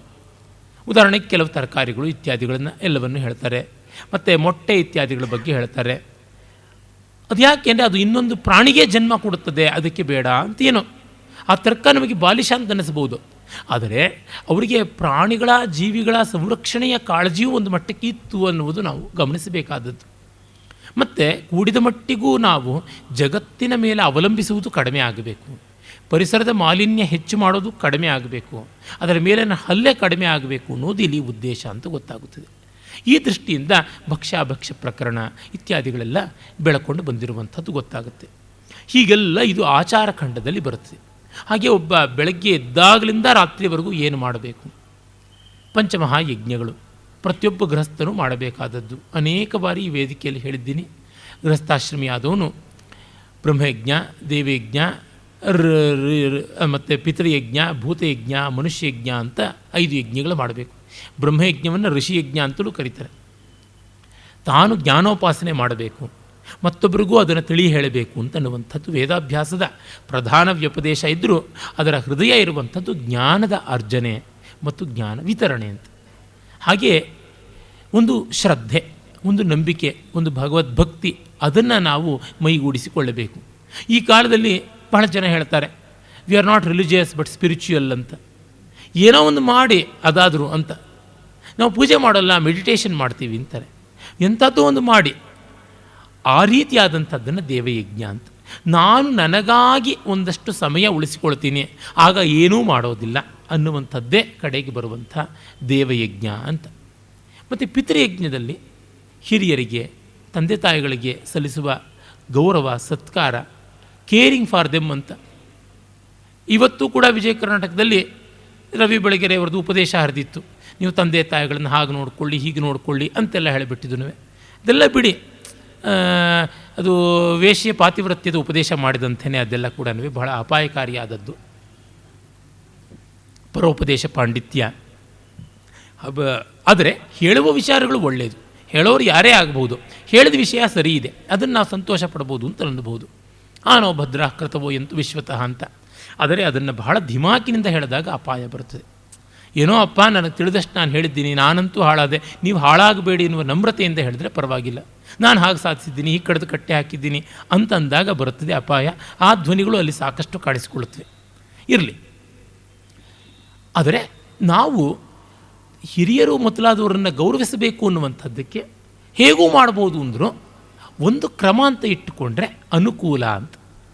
ಮತ್ತು ಸಶರೀರಿಗಳು, ಅಶರೀರಿಗಳು, ನಮ್ಮೊಡನೆ ಬದುಕಿ ಇರುವವರು, ನಮ್ಮನ್ನು ಬಿಟ್ಟು ಹೋದಂಥವರು ಇಬ್ಬರನ್ನೂ ಗಮನಿಸಿಕೊಳ್ಳಬೇಕು ಅನ್ನುವಲ್ಲಿ ನಾವು ನಂಬಿಕೆಯಿಂದ ಮಾಡುವ ಶ್ರಾದ್ದಾದಿಗಳು, ತರ್ಪಣಾದಿಗಳು ಅವೆಲ್ಲ ಬರುತ್ತದೆ. ಅದಕ್ಕೂ ಬೇಕಾದಷ್ಟು ವಿಕಲ್ಪಗಳು ಹೇಳಿದ್ದಾರೆ. ಹೀಗೆ ಮಾಡಿ ಹಾಗೇ ಮಾಡಿ ಅಂತೇನೂ ಹೇಳಿಲ್ಲ. ನಾನು ಷೋಡಶ ಸಂಸ್ಕಾರಗಳ ಬಗ್ಗೆ ಮಾತಾಡಿದಾಗ ವಿಸ್ತೃತವಾಗಿ ಶ್ರಾದ್ದಾದಿಗಳ ವಿವರಗಳನ್ನು ಹೇಳಿದ್ದೆ, ಅದಕ್ಕಾಗಿ ಮತ್ತೆ ವಿಸ್ತಾರ ಮಾಡೋದಿಲ್ಲ. ಆಮೇಲೆ ನಾವು ನೋಡುವಂಥ ಮತ್ತೊಂದು ಅಂತಂದರೆ ಮನುಷ್ಯಯಜ್ಞ. ನಮ್ಮಂಥ ನಿಮ್ಮಂಥ ಎಲ್ಲ ಸಹಮಾನವರು ಯಾರಿದ್ದಾರೆ ಅವರೆಲ್ಲರಿಗೂ ಪ್ರೀತಿ ವಿಶ್ವಾಸಪೂರ್ವಕವಾಗಿ ನಡ್ಕೊಳ್ಳುವ ಬಗೆ. ಆಮೇಲೆ ಸಕಲ ಸ್ಥಾವರ ಜಂಗಮಾತ್ಮಕವಾದ ಚರಾಚರ ಜೀವರಾಶಿಗಳೆಲ್ಲಕ್ಕೂ ನಾವು ಸಲ್ಲಿಸಬಹುದಾದದ್ದು ಅದು. ಹೀಗೆ ನೋಡಿದರೆ ಒಬ್ಬ ಗೃಹಸ್ಥನಾದವನು ಪಂಚಮಹಾಯಜ್ಞಗಳನ್ನು ಮಾಡ್ತಾನೆ ಅಂದರೆ ಇಡೀ ಸಮಾಜವನ್ನೇ ಕಾಪಾಡ್ತಾ ಇದ್ದಾನೆ. ಒಂದು ಸಮಾಜದ ಜ್ಞಾನದ ಆಯಾಮವನ್ನು ಕಾಪಾಡ್ತಾನೆ, ಬೆಳೆಸ್ತಾ ಇದ್ದಾನೆ. ಮತ್ತೊಂದು ಸಮಾಜದ ಶ್ರದ್ಧೆಯ ಆಯಾಮವನ್ನು ತಾನು ಉಳಿಸಿಕೊಂಡು ಬೇರೆಯವ್ರಿಗೂ ಉಳಿಸಿಕೊಡ್ತಾ ಇದ್ದಾನೆ. ಮತ್ತೊಂದು ಸಮಾಜದ ಒಂದು ಸೀನಿಯರ್ ಸಿಟಿಸನ್ಸ್ ಅಂತ ಯಾರಿದ್ದಾರೆ ಅವ್ರ ಪಾಲಿಗೆ ಅವನು ಚೆನ್ನಾಗಿ ನಡ್ಕೊಳ್ತಾ ಇದ್ದಾನೆ. ಮತ್ತು ಫೆಲೋ ಬೀಯಿಂಗ್ಸ್ ಅಂತ ಯಾರಿದ್ದಾರೆ ಅವರಿಗೆ ಸರಿಯಾಗಿ ನಡ್ಕೊಳ್ತಾ ಇದ್ದಾನೆ. ಮತ್ತು ನೇಚರ್ ಬೈ ಆ್ಯಂಡ್ ಲಾರ್ಜ್ ಅಂತೀವಲ್ಲ, ಆ ವಿಸ್ತೃತವಾದಂಥ ಪರಿಸರಕ್ಕೆ, ಪ್ರಪಂಚಕ್ಕೆ ಒಳ್ಳೆಯ ರೀತಿಯಲ್ಲಿ ನಡ್ಕೊಳ್ತಾನೆ ಅಂದರೆ ಇನ್ನೇನಾಗಬೇಕಾಗಿದೆ? ಪಂಚಮಹಾಯಜ್ಞಗಳ ತತ್ವವನ್ನು ಅರ್ಥ ಮಾಡಿಕೊಂಡ ಮೇಲೆ ಜಗತ್ತಿನಲ್ಲಿ ಇನ್ಯಾವುದನ್ನೂ ಪ್ರತ್ಯೇಕವಾಗಿ ಹೇಳಬೇಕಾಗಿಲ್ಲ ಅನ್ನುವಷ್ಟು ಚೆನ್ನಾಗಿರುವುದು ಎಲ್ಲ ಬಂದಿದೆ. ಇದನ್ನಾದರೂ ಯಾತಕ್ಕೆ ಹೇಳಿದ್ದಾರೆ ಅಂದರೆ ಪಂಚಸೂನಾಗ್ರಹ ಪಾತಕ ಒಬ್ಬ ವ್ಯಕ್ತಿ ದಿನವೂ ಕೂಡ ಮನೆಯಲ್ಲಿ ಮಾಡಬೇಕಾಗಿ ಬರುತ್ತದೆ, ಅದರ ಪರಿಹಾರಕ್ಕೆ ಅಂತ. ಏನದು ಪಂಚಸೂನಾಗ್ರಹ ಪಾತಕ ಅಂದರೆ ಅರಿಯುವ ಜಾಗ, ಕುಟ್ಟುವ ಜಾಗ, ರುಬ್ಬುವ ಜಾಗ, ಒಲೆ ಉರಿಸುವ ಜಾಗ, ನೀರು ತೋಡುವ ಜಾಗ, ಇವೆಲ್ಲ ಕೂಡ ಹಿಂಸೆ ಆಗುತ್ತೆ. ಅರಿಯುವ ರುಬ್ಬುವ ಕುಟ್ಟುವುದು ಒಂದಷ್ಟು, ಮತ್ತು ಈಗ ಮನೆಯನ್ನು ಶುಭ್ರ ಮಾಡುವ ಜಾಗ ಒಂದು, ನೀರು ತೋಡುವ ಜಾಗ, ಒಲೆ ಉರಿಸುವ ಜಾಗದಲ್ಲಿ ಕಟ್ಟಿಗೆಯನ್ನು ಸುಡ್ತೀವಿ ಅಂದರೂ ಪರಿಸರ ಮಾಲಿನ್ಯ, ಮರಕ್ಕೆ ಹಿಂಸೆ ಆಗುತ್ತೆ. ನಾವು ಗ್ಯಾಸ್ನ ಬಳಸ್ತೀವಿ ಅಂತಂದರೆ ಗ್ಯಾಸ್ ಆಕಾಶದಿಂದ ಬರೆಯೋಲ್ಲ, ಎಲ್ಲಿಯೋ ಭೂಮಿಯಿಂದ ಅಗೆದು ಅಲ್ಲಿ ಉತ್ಪನ್ನವಾದಂತಹ ಯಾವ ಒಂದು ಅನಿಲ ಇದೆ ಅದನ್ನು ನಾವು ಪಂಪ್ ಮಾಡಿಕೊಳ್ಳಬೇಕಾಗುತ್ತದೆ. ಇಲ್ಲ ಕೃತಕವಾಗಿ ಆದರೂ ತಯಾರು ಮಾಡಿಕೊಡಬೇಕು. ಹಾಗೆ ಮಾಡಿಕೊಡ್ಬೇಕಾದ್ರೆ ಪೆಟ್ರೋಲಿಯಂ ಪ್ರಾಡಕ್ಟ್ಸಿಂದ ತಾನೇ ಗ್ಯಾಸ್ ಬರೋದು. ಆಗ ಭೂಗರ್ಭಕ್ಕೆ ಕೊರತೆ ಮಾಡಿಯೇ ಇದ್ದೀವಿ. ಎಷ್ಟು ಜೀವರಾಶಿಗಳಿಗೆ ತೊಂದರೆ ಆಯಿತು, ಭೂಮಿಗೆ ಎಷ್ಟು ಹಿಂಸೆ ಆಯಿತು ಅಂತ ನೋಡಿದ್ರೆ, ಒಂದು ಗಣಿಗಾರಿಕೆಯ ತೊಂದರೆ ಏನು ಅಂತ ನೋಡಿದ್ರೆ ಇನ್ನು ಇದನ್ನು ಹೇಳಬೇಕಾಗಿಲ್ಲ. ಹೀಗೆ ಒಲೆ, ಹಾಗೆ ಸಸ್ಯಗಳನ್ನು ಕತ್ತರಿಸಿ ತರಕಾರಿಗಳನ್ನು ಬೇಯಿಸುವಾಗ ಎಷ್ಟು ಹಿಂಸೆ ಆಗುತ್ತದೆ. ನೀರಿನ ಶುದ್ಧೀಕರಣ ದಿನದಲ್ಲಿ ಅಣೆಕಟ್ಟು ಹಾಕ್ತೀವಿ, ಎಷ್ಟು ನದಿಗಳ ಹರಿವನ್ನೇ ಹಾಳು ಮಾಡ್ತೀವಿ, ಎಷ್ಟು ಕಾಡುಗಳನ್ನು ನಾವು ಕತ್ತರಿಸಿ ಹಾಕ್ಬಿಡ್ತೀವಿ, ಹಿನ್ನೀರಿನಲ್ಲಿ ಮುಳುಗಡೆ ಮಾಡಿಸ್ಬಿಡ್ತೀವಿ. ಮತ್ತು ನೀರಿನ ಶುದ್ಧೀಕರಣ ದಿನದಲ್ಲಿ ಎಷ್ಟು ಮೈಕ್ರೋಸೋಮ್ಸ್, ಬ್ಯಾಕ್ಟೀರಿಯಾ ಇತ್ಯಾದಿಗಳು ಯಾವುದಿವೆ ಸೂಕ್ಷ್ಮ ಜೀವಿಗಳನ್ನೆಲ್ಲ ಧ್ವಂಸ ಮಾಡ್ತಾ ಇದ್ದೀವಿ. ಆಮೇಲೆ ನೀರಿನ ಪೈಪನ್ನು ಹಾಕುವ ಭರದಲ್ಲಿ ಎಷ್ಟು ಮಾಡ್ತೀವಿ. ಇದೆಲ್ಲ ನೋಡಿದ್ರೆ ಒಂದೊಂದು ಹನಿ ನೀರಿನ ಹಿಂದೆಯೂ ಒಂದು ಮಹಾಪಾತಕ ಪ್ರಪಂಚವೇ ಕಾಣಿಸುತ್ತದೆ. ಒಂದೊಂದು ತುತ್ತು ಅನ್ನದ ಹಿಂದೆಯೋ ಅನ್ನದ ಅಗಳು ಎಷ್ಟಿದೆ ಅದರ 100 ಪಟ್ಟು ಪಾತಕ ನಮ್ಮ ಕಣ್ಣೆದುರಿಗೆ ತಾಂಡವ ಆಡ್ತಾ ಇರುತ್ತೆ. ಮನೆ ಶುಭ್ರವಾಗಿರಬೇಕು, ಸೊಳ್ಳೆ ಬರಬಾರ್ದು, ಚಿಗಟ ಬರಬಾರ್ದು, ತಿಗಡೆ ಬರಬಾರ್ದು, ಹಾವು ಹಲ್ಲಿಗಳಂತೂ ಇಲ್ಲವೇ ಇಲ್ಲ, ಜಿರಳೆ ಬರಬಾರ್ದು ಅಂತ ಬೇಗಾನ್ ಬೇಟು, ಡ್ಯೂಗಾನ್ ಬೇಕು, ಹಿಟ್ಟು, ಆಲ್ ಔಟು ಅಂತೆಲ್ಲ ಬಳಸ್ತಾ ಇದ್ದಾಗ ಎಷ್ಟು ಹಿಂಸೆ ಆಗ್ತಾ ಇದೆ, ಎಷ್ಟು ವಿಷವನ್ನು ಜಗತ್ತಿಗೆ ತುಂಬುತ್ತಾ ಇದ್ದೀವಿ, ಎಷ್ಟು ಭೂಮಿ ಕಲುಷಿತವಾಗ್ತಾ ಇದೆ ಅಂತ ನೋಡಿದ್ರೆ, ಇವನ್ನೆಲ್ಲವನ್ನೂ ಪರಿಹಾರ ಮಾಡಿಕೊಳ್ಳೋದಕ್ಕೆ ಮಾಡುವ ಪ್ರಯತ್ನವೇ ಇಲ್ಲಿ ಕಾಣಿಸುವಂಥದ್ದು. ಅಂದರೆ ಎಷ್ಟು ಉದಾರ ಗಂಭೀರವಾಗಿ ಧರ್ಮಶಾಸ್ತ್ರ ನಡೆದಿದೆ. ಡೀಟೇಲ್ಸ್ ಒಂದಷ್ಟು ನಾನು ಹೇಳ್ತಾ ಇದ್ದೀನಿ, ಜೊತೆಗೆ ಅದರ ತಾತ್ಪರ್ಯ ಏನು ಅಂತಲೂ ಹೇಳ್ತಾ ಇದ್ದೀನಿ. ಸಂಸ್ಕಾರಗಳನ್ನು ಮಾಡಿಕೊಡುವುದು ಒಬ್ಬ ವ್ಯಕ್ತಿಗೆ ಯಾತಕ್ಕೆ ಅಂದರೆ, ತಾನು ಸಮಾಜಕ್ಕೆ ಮುಖ್ಯನಾಗಿ ಬೇಕಾದವನು ಅಂತ ಒಂದು ವಿಶಿಷ್ಟತೆ ತನ್ನಲ್ಲಿದೆ ಅಂತ ಗೊತ್ತಾಗಬೇಕು. ಹಾಗಾಗಿ ಮಾಡುವುದು. ಮದುವೆ ಅಂತ ಮಾಡಿದಾಗ, ನೋಡಿಪ್ಪ ನಿಮ್ಮ ಮದುವೆಗೆ ಇಷ್ಟು ಜನ ಸಾಕ್ಷಿಗಳಾಗಿದ್ದಾರೆ, ಇಷ್ಟು ಜನರ ನಿರೀಕ್ಷೆ ನಿಮ್ಮ ಮುಂದೆ ಇದೆ, ಮತ್ತು ಇಷ್ಟು ಜನರಿಗೆ ನೀವು ನಗೆಪಾಟ್ಲಾಗದಂತೆ ಸಂಸಾರ ಸಾಗಿಸಬೇಕು ಅನ್ನುವಂಥದ್ದು ಹೇಗೋ, ಉಪನಯನದಲ್ಲಿ ನಿನಗೆ ವಿಶೇಷವಾದಂಥ ಬಾಧ್ಯತೆ ಇದೆ, ನೀನು ಗುರೂಪಸದನ ಮಾಡಬೇಕಾಗಿದೆ, ಅವನ ಅಧೀನನಾಗಿರಬೇಕು, ನೀನು ಅಧ್ಯಯನವನ್ನು ನಡೆಸಬೇಕು, ಭಿಕ್ಷಾಟನೆಯನ್ನು ಮಾಡಬೇಕು, ಅಹಂಕಾರ ಬಿಟ್ಟು ತುತ್ತನ್ನಕ್ಕೆ ಮತ್ತೊಬ್ಬರ ಮುಂದೆ ಕೈಯೊಡ್ಡುವಂಥದ್ದಕ್ಕೆ ದಿಗುಮಾನ ಮಾಡಿಕೊಳ್ಳಬಾರದು, ಭೋಗ ಸಾಮಗ್ರಿಗಳ ಕಡೆಗೆ ತಿರುಗಿ ನೋಡಬಾರದು, ಅಲಂಕಾರದಲ್ಲಿ ಮೆರೆಯಬಾರದು, ಇದೆಲ್ಲ ಗಮನ ಇಟ್ಟುಕೊಂಡು ವಿದ್ಯಾರ್ಥಿ ದಶೆಯನ್ನು ನಡೆಸಬೇಕು ಅನ್ನುವ ತಾತ್ಪರ್ಯ. ಇದು ಬಹಳ ಮುಖ್ಯ. ಹೀಗೆ ನೋಡಿದಾಗ ಯಾವುದೇ ಶಾಸ್ತ್ರದ ಸದ್ಭಾವ ಅಂತ ಕರಿತೀವಿ. ಆಯುರ್ವೇದದಲ್ಲಿ ಮತ್ತೆ ಮತ್ತೆ ಬರುತ್ತೆ ಶಾಸ್ತ್ರ ಸದ್ಭಾವ ಅಂತ. ಈ ಶಾಸ್ತ್ರ ಸದ್ಭಾವವನ್ನು ನೋಡಿದರೆ ಧರ್ಮಶಾಸ್ತ್ರದಲ್ಲಿರುವಂಥದ್ದು ತುಂಬ ದೊಡ್ಡದು ಅಂತ ನಮಗೆ ತಿಳಿಯುತ್ತದೆ. ಆಮೇಲೆ ನಾವು ಪ್ರಾತಃ ಕಾಲದ, ಸಾಯಂಕಾಲದ ಆರಾಧನೆಗಳನ್ನು ಎಲ್ಲ ಒಬ್ಬ ಗೃಹಸ್ಥ ಮಾಡಬೇಕಾದದ್ದು ಅಂತ ನೋಡ್ತೀವಿ. ಕಾರಣ ಮನೆಯವರೆಲ್ಲ ಸೇರಬೇಕು, ಒಂದಿಷ್ಟು ಚಟುವಟಿಕೆ ಆಗಬೇಕು, ಶ್ರದ್ಧೆ ಕುದುರಬೇಕು, ಪ್ರೀತಿ ವಿಶ್ವಾಸಗಳು ಬೆಳೆಯಬೇಕು. ಶೂನ್ಯದಲ್ಲಿ ಯಾವುದು ಬೆಳೆಯೋದಿಲ್ಲ. ತತ್ವ ಮುಖ್ಯ, ಅಧ್ಯಾತ್ಮ ತತ್ವ ಎಲ್ಲವನ್ನೂ ಅನುಸ್ಯೂತವಾಗಿ ಪೋಣಿಸಿಕೊಂಡು ಸಾಗಿದೆ. ಆದರೆ ಅದು ಒಂದು ಹೂವಿನ ಮಾಲೆಯನ್ನು ಕೋದುವಂಥ ದಾರ ಅಂತ ಆದರೆ, ಹೂವಿನ ಮಾಲೆಯನ್ನು ನಿರ್ಮಾಣ ಮಾಡುವ ದಾರ ಅಂತ ಆದರೆ ಎಷ್ಟೋ ಹೂಗಳಿರುತ್ತವೆ. ನಾವು ಬರೀ ದಾರ ಹಾಕ್ಕೊಂಡು ಓಡಾಡೋದಿಲ್ಲ, ದಾರಕ್ಕೆ ಹೂಗಳನ್ನು ಪೋಣಿಸಿರ್ತೀವಿ. ಈ ಬಿಡಿ ಬಿಡಿ ವಿವರಗಳು, ಸೊಗಸುಗಳು ಹೂಗಳಿದ್ದಂತೆ. ಅವುಗಳು ಸೇರೋದಕ್ಕೊಂದು ಅಧ್ಯಾತ್ಮದ ಶಾಸ್ತ್ರ ಸದ್ಭಾವದ ನೂಲೆಳೆ ಇರುತ್ತೆ. ಆದರೆ ಈ ವಿವರಗಳು ಒಂದು ಸ್ವಲ್ಪ ಇದ್ದರೆ ಒಳ್ಳೆಯದು. ಅವಿಲ್ಲದೆ ನೂಲೆಳೆ ಹಾಕ್ಕೊಂಡು ತಿರುಗಿದ್ರೆ ನಗುತ್ತಾರೆ ಯಾರಾದರೂ ಕೂಡ. ಹಾಗಾಗಿ ತುಂಬ ಜನ ಸ್ಪಿರಿಚುವಲ್ ಅಂತ ಶಂಖ ಜಾಗಟೆ ಇಟ್ಟುಕೊಂಡು ಗಲಾಟೆ ಮಾಡಿಕೊಂಡು ಏನೂ ಮಾಡೋದಿಲ್ಲ, ಶೂನ್ಯದಲ್ಲಿ ಯಾವುದೂ ಸಾಧಿತವಾಗುವುದಿಲ್ಲ ಅನ್ನುವುದನ್ನು ಗಮನಿಸಲೇಬೇಕಾಗುತ್ತದೆ ನಾವು. ಮತ್ತು ನಾವು ಧರ್ಮಶಾಸ್ತ್ರದ ಇನ್ನು ಕೆಲವು ಮುಖಗಳನ್ನು ನಾವು ನೋಡಬಹುದು. ಇಲ್ಲಿ ಪಂಚಮಹಾಯಜ್ಞಗಳಾದ ಮೇಲೆ ನೋಡಬಹುದಾದಂಥದ್ದು ಬಗೆ ಬಗೆಯಲ್ಲಿ ನಿತ್ಯ ಕರ್ಮದಲ್ಲಿ ಮಾಡುವಂಥದ್ದಲ್ಲದೆ ನೈಮಿತ್ತಿಕ ಕರ್ಮದಲ್ಲಿ ಮಾಡುವಂಥದ್ದು. ಶ್ರಾವಣಿ ಅನ್ನುವಂಥ ಒಂದು ಯಜ್ಞ ಶ್ರಾವಣ ಮಾಸದಲ್ಲಿ ಮಾಡುವಂಥದ್ದು, ಮಳೆಗಾಲಕ್ಕೆ ಸಂಬಂಧಪಟ್ಟದ್ದು. ಇಲ್ಲಿ ಸರ್ಪಗಳಿಗೆ ಕೂಡ ಗೌರವ ಸಲ್ಲಿಸುವಂಥದ್ದಾಗುತ್ತದೆ. ಶ್ರಾವಣ ಮಾಸದಲ್ಲಿಯೇ ಬರುವ ನಾಗಪಂಚಮಿಯನ್ನು ಕೂಡ ಗಮನದಲ್ಲಿಟ್ಟುಕೊಳ್ಬಹುದು. ಮತ್ತು ಪ್ರತ್ಯವರೋಹಣ ಅಥವಾ ಅಗ್ರಹಾಯಿಣಿ ಅಥವಾ ಅಗ್ರಹಿಣಿ ಅನ್ನುವಂಥದ್ದು, ಅದು ಮಾರ್ಗಶೀರ್ಷ ಮಾಸದಲ್ಲಿ ಮಾಡುವಂಥದ್ದು. ಆಗ ಹೊಸ ಸಂವತ್ಸರ ಆರಂಭವಾಗುತ್ತದೆ ಅಂತ. ಹಿಂದೆಲ್ಲ ಮಾಸಾನಾಂ ಮಾರ್ಗಶೀರ್ಷೋಸ್ಮಿ ಅಂತ ಗೀತಾಚಾರ್ಯ ಹೇಳ್ತಾ ಇದ್ದಿದ್ದರಿಂದ ಆಗಲೇ ಹೊಸ ಸಂವತ್ಸರ ಆರಂಭವಾಗ್ತಾ ಇತ್ತು ಅಂತ ಗೊತ್ತಾಗುತ್ತೆ. ಕಾರ್ತಿಕ ಆದಮೇಲೆ ದೀಪಾವಳಿ ಆದಮೇಲೆ ಹೊಸ ವರ್ಷ ಬರುತ್ತದೆ ಅಂತನ್ನುವುದು ಈಗಲೂ ಅಲ್ಲಿ ಇಲ್ಲಿ ಕೆಲವು ಕಡೆ ರೂಢಿಯಲ್ಲಿದೆ. ಹಾಗಾಗಿ ಮನೆ ಗಾರೆ, ಗಚ್ಚು, ಸುಣ್ಣ, ಬಣ್ಣ ಇತ್ಯಾದಿಗಳದೆಲ್ಲ ಅಲ್ಲಿ ಆರಂಭವಾಗ್ತಾ ಇದ್ದಿದ್ದು ಅಂತ.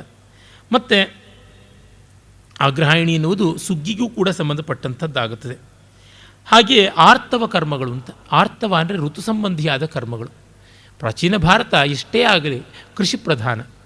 ಈಗಲೂ ಅಷ್ಟೇ ಜಗತ್ತಿಗೆ ಕೃಷಿ ಇಲ್ಲದೆ ಬೇರೆ ಯಾವುದೂ ಗತಿ ಆಗುವುದಿಲ್ಲ. ನೋಡಿ, ಗಂಭೀರವಾಗಿ ಗಮನಿಸಿದರೆ ನಮಗೆ ಇವಾಗ ಗೊತ್ತಾಗ್ತಾ ಇದೆ, ಪ್ರತಿ ಬಜೆಟ್ನಲ್ಲೂ ಕೂಡ ಪ್ರತಿ ವರ್ಷದ ಒಂದು ಬೆಲೆ ಇರಲಿ, ಪ್ರತಿ ದಿವಸದ ಬೆಲೆಯ ಸೂಚ್ಯಂಕಗಳ ವ್ಯತ್ಯಾಸ ನೋಡಿದರೆ ನಮಗೆ ತಿಳಿಯುತ್ತದೆ. Electronic goods are becoming cheaper and cheaper, but agricultural goods are becoming costlier and costlier. ಅಕ್ಕಿ ಬೇಳೆ ಬೆಲೆ ಹೆಚ್ಚಾಗುತ್ತಲೇ ಇದೆ, ತರಕಾರಿ ಎಣ್ಣೆ ಬೆಲೆ ಅಂತೂ ಕೇಳದೇ ಬೇಕಾಗಿಲ್ಲ. ಆದರೆ ನಿಮಗೆ CD ಚೀಪಾಗಿ ಸಿಗುತ್ತದೆ, ಟೇಪ್ ರೆಕಾರ್ಡರ್ ಚೀಪಾಗಿ ಸಿಗುತ್ತದೆ, ಟೂ ವೀಲರು ಚೀಪಾಗಿ ಸಿಗುತ್ತದೆ ಅಂತಂದರೆ ಯಾವುದು ಏನು ಮಾಡಬೇಕಾಗಿದೆ? ಟೇಪ್ ರೆಕಾರ್ಡ್ರು, CD, ಕಂಪ್ಯೂಟ್ರನ್ನ ಇಟ್ಟುಕೊಂಡು ಹೊಟ್ಟೆ ತುಂಬಿಸಿಕೊಳ್ಳೋದಕ್ಕೆ ಸಾಧ್ಯವಾ ಅಂತ ನೋಡಿದಾಗ ಕೃಷಿ ಬಹಳ ಮುಖ್ಯವಾದದ್ದು ಅಂತ ಗೊತ್ತಾಗುತ್ತದೆ. ಕೃಷಿ ಪ್ರಧಾನವಾದಂಥದ್ದು ಕುಟುಂಬ. ಋತು ಸಂಬಂಧಿಯಾದಂಥ ಹಬ್ಬಗಳು, ಋತು ಸಂಬಂಧಿಯಾದ ಆಚರಣೆಗಳು ಅಂತಂದರೆ ಮಳೆಗಾಲದಲ್ಲಿ, ಬೇಸಿಗೆಯಲ್ಲಿ, ಚಳಿಗಾಲದಲ್ಲಿ ಎಲ್ಲ ಉಳುವಂಥದ್ದು, ಬೆಳೆ ತೆಗೆಯುವಂಥದ್ದು, ಕೊಯ್ಲು ಮಾಡುವಂಥದ್ದು, ತತ್ಪೂರ್ವದಲ್ಲಿ ಬೆಳೆ ಮಾಡುವ ನಾಟಿ ಕರ್ಮದಿಂದ ಮೊದಲುಗೊಂಡು ಎಲ್ಲ ಇತ್ತಲ್ಲ ಅದು ಅಂತ. ಅಲ್ಲಿ ನೋಡಿ, ಮೊದಲಿಗೆ ನಾವು ನೋಡ್ತೀವಿ ಲಾಂಗಲ ಯೋಜನಾ ಅಂತ, ಅಂದರೆ ನೇಗಲು ಕಟ್ಟುವುದು, ಮತ್ತು ಉಳುವಂಥದ್ದು ಸೀತಾಯಜ್ಞ ಅನ್ನುವಂಥದ್ದು, ಮತ್ತು ಪ್ರವಪನ ಬೀಜ ಬಿತ್ತತಕ್ಕಂಥದ್ದು, ಮತ್ತು ಪ್ರಲವಣ ಅಂದರೆ ಬೆಳೆಯನ್ನು ಕುಯ್ತಕ್ಕಂಥದ್ದು, ಖಲಯಜ್ಞ ಅಂದರೆ ಉಲು ಖಲಯಜ್ಞ ಅಂತ ಕರಿತೀವಲ್ಲ ಅದು, ಒರಳಿನಲ್ಲಿ ಧಾನ್ಯವನ್ನು ಕುಟ್ಟತಕ್ಕಂಥದ್ದು, ಒಕ್ಕಣೆ ಮಾಡುವಂಥದ್ದು, ಮತ್ತು ಪ್ರಯಾಣ ಅಂದರೆ ಕಾಳನ್ನು ಕಣಜಕ್ಕೆ ತುಂಬತಕ್ಕಂಥದ್ದು, ನವಯಜ್ಞ ಅಂದರೆ ಒಳ್ಳೆಯ ಬೆಳೆ ಆಗಿ ಬಂದಂಥದ್ದನ್ನು ತಂದು ಬೇಯಿಸುವಂಥದ್ದು, ಪುದರಿ, ಹುತ್ತರಿ ಅಂತೆಲ್ಲ ಈಗಲೂ ಕರಾವಳಿಯಲ್ಲಿ ಪುದರಿ ಅಂತ, ನಮ್ಮ ಕೊಡಗಿನಲ್ಲೆಲ್ಲ ಹುತ್ತರಿ ಅಂತ ಮಾಡುವಂಥದ್ದು ಇದೇನೆ. ಅದು ಅಗ್ರಹಾಯಣಿಯಷ್ಟೇ.